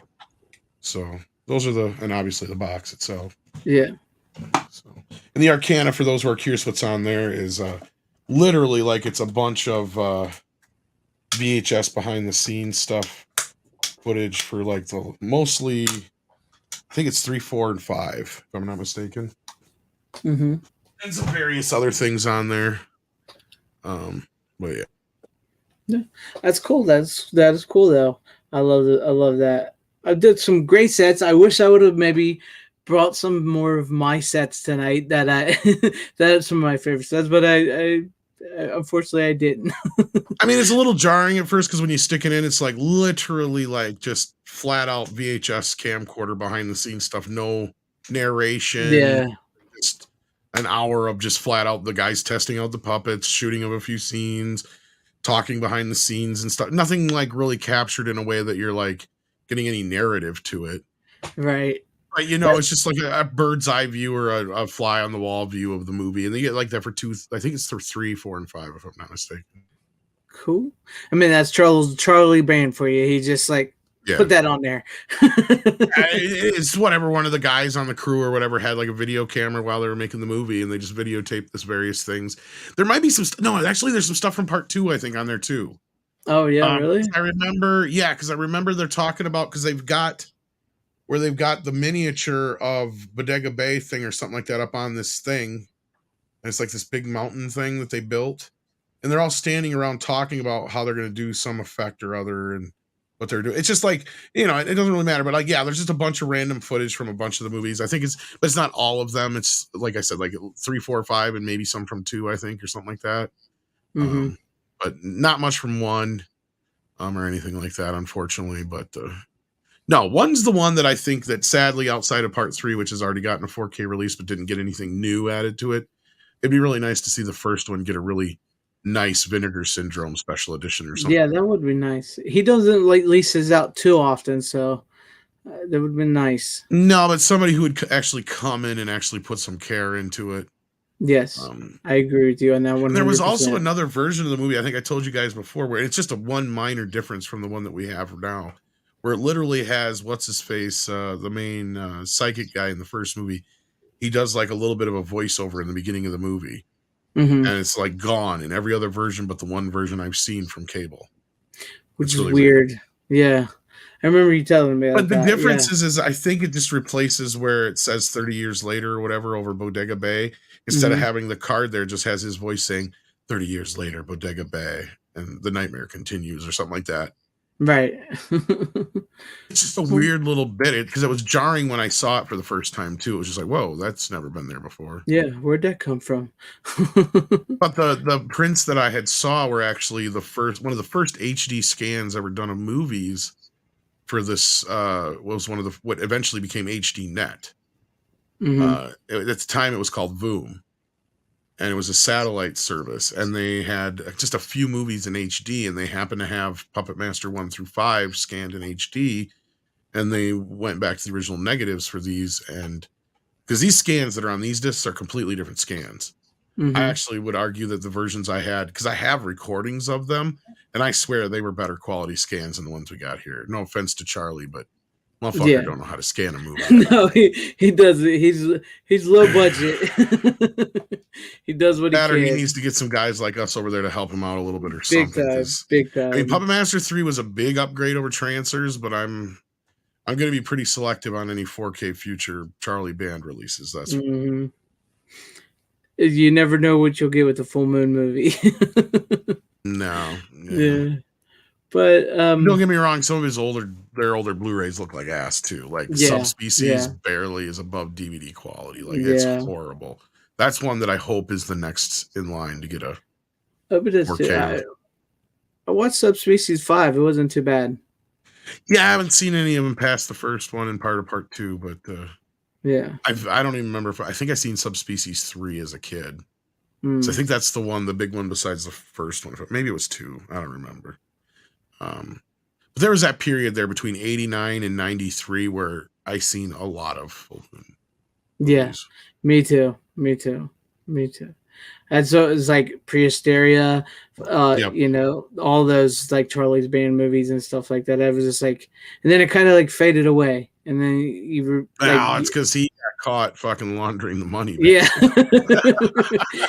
he's built a Because they couple. give him a couple $1 million per movie, and then he'd pocket most of it, and then spend only a couple $100,000 on making the movie. That's why. Yep. And you know, he And he'd like go have him he's shoot the admitted. shit in Romania so he could hide the shit through various. Yeah. He's admitted, you know, that he's built a couple movie empires and lost a few movie empires, but don't know what he Well, and that's does. the sad part is, and that's where, I mean, again, and I'm not going to say names, but I've talked to quite a few people who've worked with Charlie over the years, and we even had Robert on here who's worked within the field, and so he can verify some of the shit. Charlie could have kept going. He had a good thing going had he not fucked it up with Paramount. Like, that was a good deal. That was a good gig. I mean, even if you just and that was the thing that most people have said is that he just got greedy. Right? If he wouldn't have got greedy, if he'd have just been happy with, like, instead of, you know, pocketing 2/3 of the money instead of just like 1/3 of the money or something like that, then things probably would have worked out because then Paramount wouldn't have noticed such a difference in the quality. But like when you send them something like the first Puppet Master for the first few movies, and then you turn around and start sending him some crap like he was trying to pull later on, like you get to that 6th Puppet Master movie, and the movie is literally just recut in scenes from the first 5 movies. Yeah. It is one of the worst Charlie Band movies ever made. So yeah, it got to a point where, you know, they were clearly starting to pick up on this. Hey, and he was reusing shots for everything. And like I said, he would go and shoot these things in Romania for pennies and then report that they cost X amount and shit. And they were starting to notice that, yeah, there's no way this dude's spending this kind of money. And I mean, that's the stupid thing to do, right? When you're literally making movies for people who make movies and you think you're going to pull the woolly over their eyes. No, it's just not going to work that way. And again, I love Charlie Band. I love the things that he's done. But if he had not just gotten greedy with that would have been, I mean, Full Moon Fever could have been, still have to this day a deal with Paramount. You never know if he hadn't fucked it up. Yeah, pretty much. And that's it. You know, him and Ted Nikolai sort of talk about that a little bit because they have a little conversation before the Subspecies 5 thing about all the years they had to wait in between to actually do part 5 because they couldn't get the money because of the money. The way he's making movies now is just almost, I hate using the term pathetic, but it almost kind of is. Yeah. I mean, really I love them, but yeah, they're pretty low, Some of them that are coming out there, he's getting some decent people behind him, like that Dr. Death movie was pretty good. Blade wasn't horrible. I like Shorty Babes too. It's nowhere near as good as the first one, but it's got an excellent shower scene. Puppet, I gotta get that one yet. Yeah, the puppet work puppetry could have used some work on the Imp. He's nowhere near as good as the one in the original movie, but I enjoyed it. Well, and that's where, what's his name, John Carl Beekler or whatever, was a big part of you know, that whole thing too. And he did a lot of shit for nothing just so Charlie could basically pocket the money too, which is kind of lame how broke he was near the end too. Yeah, sadly. But with that being said, thank you, Tom. I think we're wrapped up. Yeah. Thank you, Tom. Thank you, Runner. Happy 100. 100. Can you believe it? 100 episodes. Hopefully another 100 more to come. Yeah, happy 100. Yeah. Here's to another 100 episodes. Yes. Sadly, Runner, you may not be here for us for the next 100 with you leaving soon. So I didn't know we were announcing this yet. You said it once before. I was gonna say, I thought we were already joking about who the replacement was. Yeah. Yeah, you were joking about it, but it wasn't fucking public. Well, I thought it was. Well, now the cat's out of the bag. We talked about it when you weren't here. Maybe that's fine. I don't know. I thought we announced it before that you might be leaving soon. No. Yeah. Privately. Now you fucked up. Nah, it's a good place to bring it up since it's probably it's 100th episode. Yeah, that's fair. We're recasting Runner, so if anybody wants to know, Runner will be played by Rookie Critic going forward. And no, we're not doing any multiverse shit. We're just recasting him, and nobody's gonna say anything different. You're gonna recast, Runner, a real Runner with the fat speedster. Nobody's gonna notice. It's like Iron Man. I mean, literally, he brought the same movies you brought when he was on here. Yeah, it's like we're. Yeah, but he's the fat speedster. So, I know. It's just.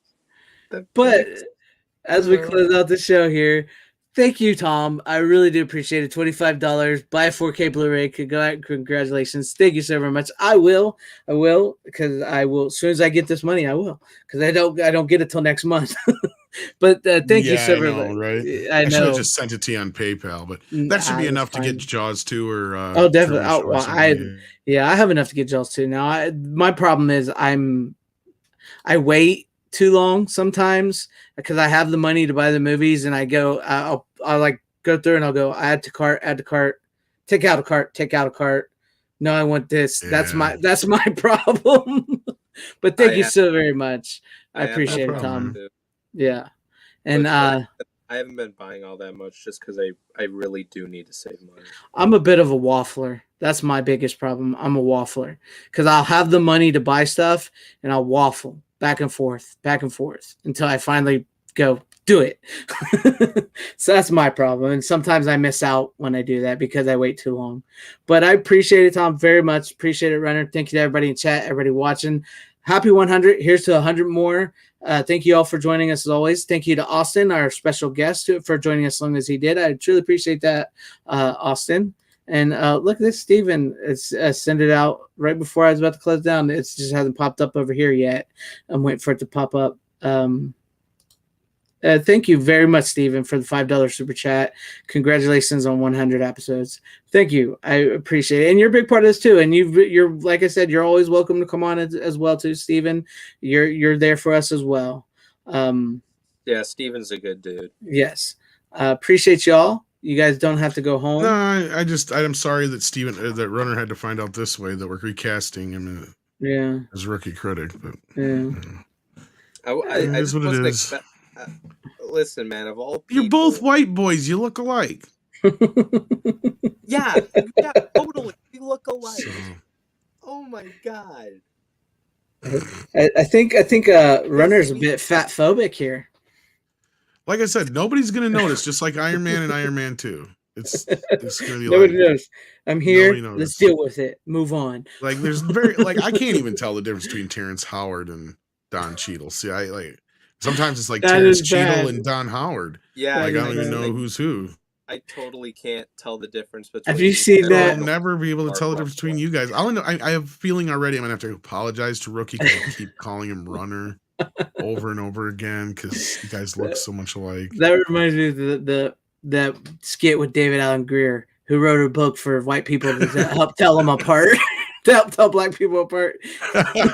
Have you seen that?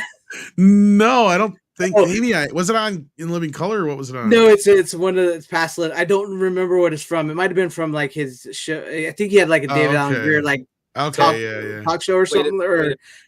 So basically, I'm the Edward Norton, and Rookie is the Mark Ruffalo. Sure, if you want to compare it to white guys, I mean, you're racist. But I'll find a link and I'll send it to you, Tom, because it's hilarious and it's like stop because it starts with Samuel L. Jackson who is being mistaken. It's an actual interview with Samuel L. Jackson, and the interview is everybody keeps mistaking him for the guy from the Matrix. More. He's like everybody's going crazy over your Super Bowl commercial, and he's like, people got to stop saying I look like. I'm not him. Look like Lawrence Fishburne. And then it's how David Allen Greer comes on. He's like, "Hi, I'm comedian David Allen Greer, or whatever, and I wrote this book for you dumbass white people to help start telling us apart." And then he goes into he's like, "I'll teach you from Whoopi Goldberg and Lil Wayne to make sure you tell the difference and stuff." And it's pretty funny. He gets it to, but you have to see it. It's funny the way he does it. I'll have to look it up. But, yeah. All right. Happy 100, have you not dude. seen that? Have you not seen that clip? It was it was hilarious. No, I haven't seen it. I'll send you a link if I find it. But thank you all once again, everybody in chat, everybody watching, Tom, Runner. Appreciate you guys all. You don't have to go home, but you can't stay here. How you doing? Bitches leave.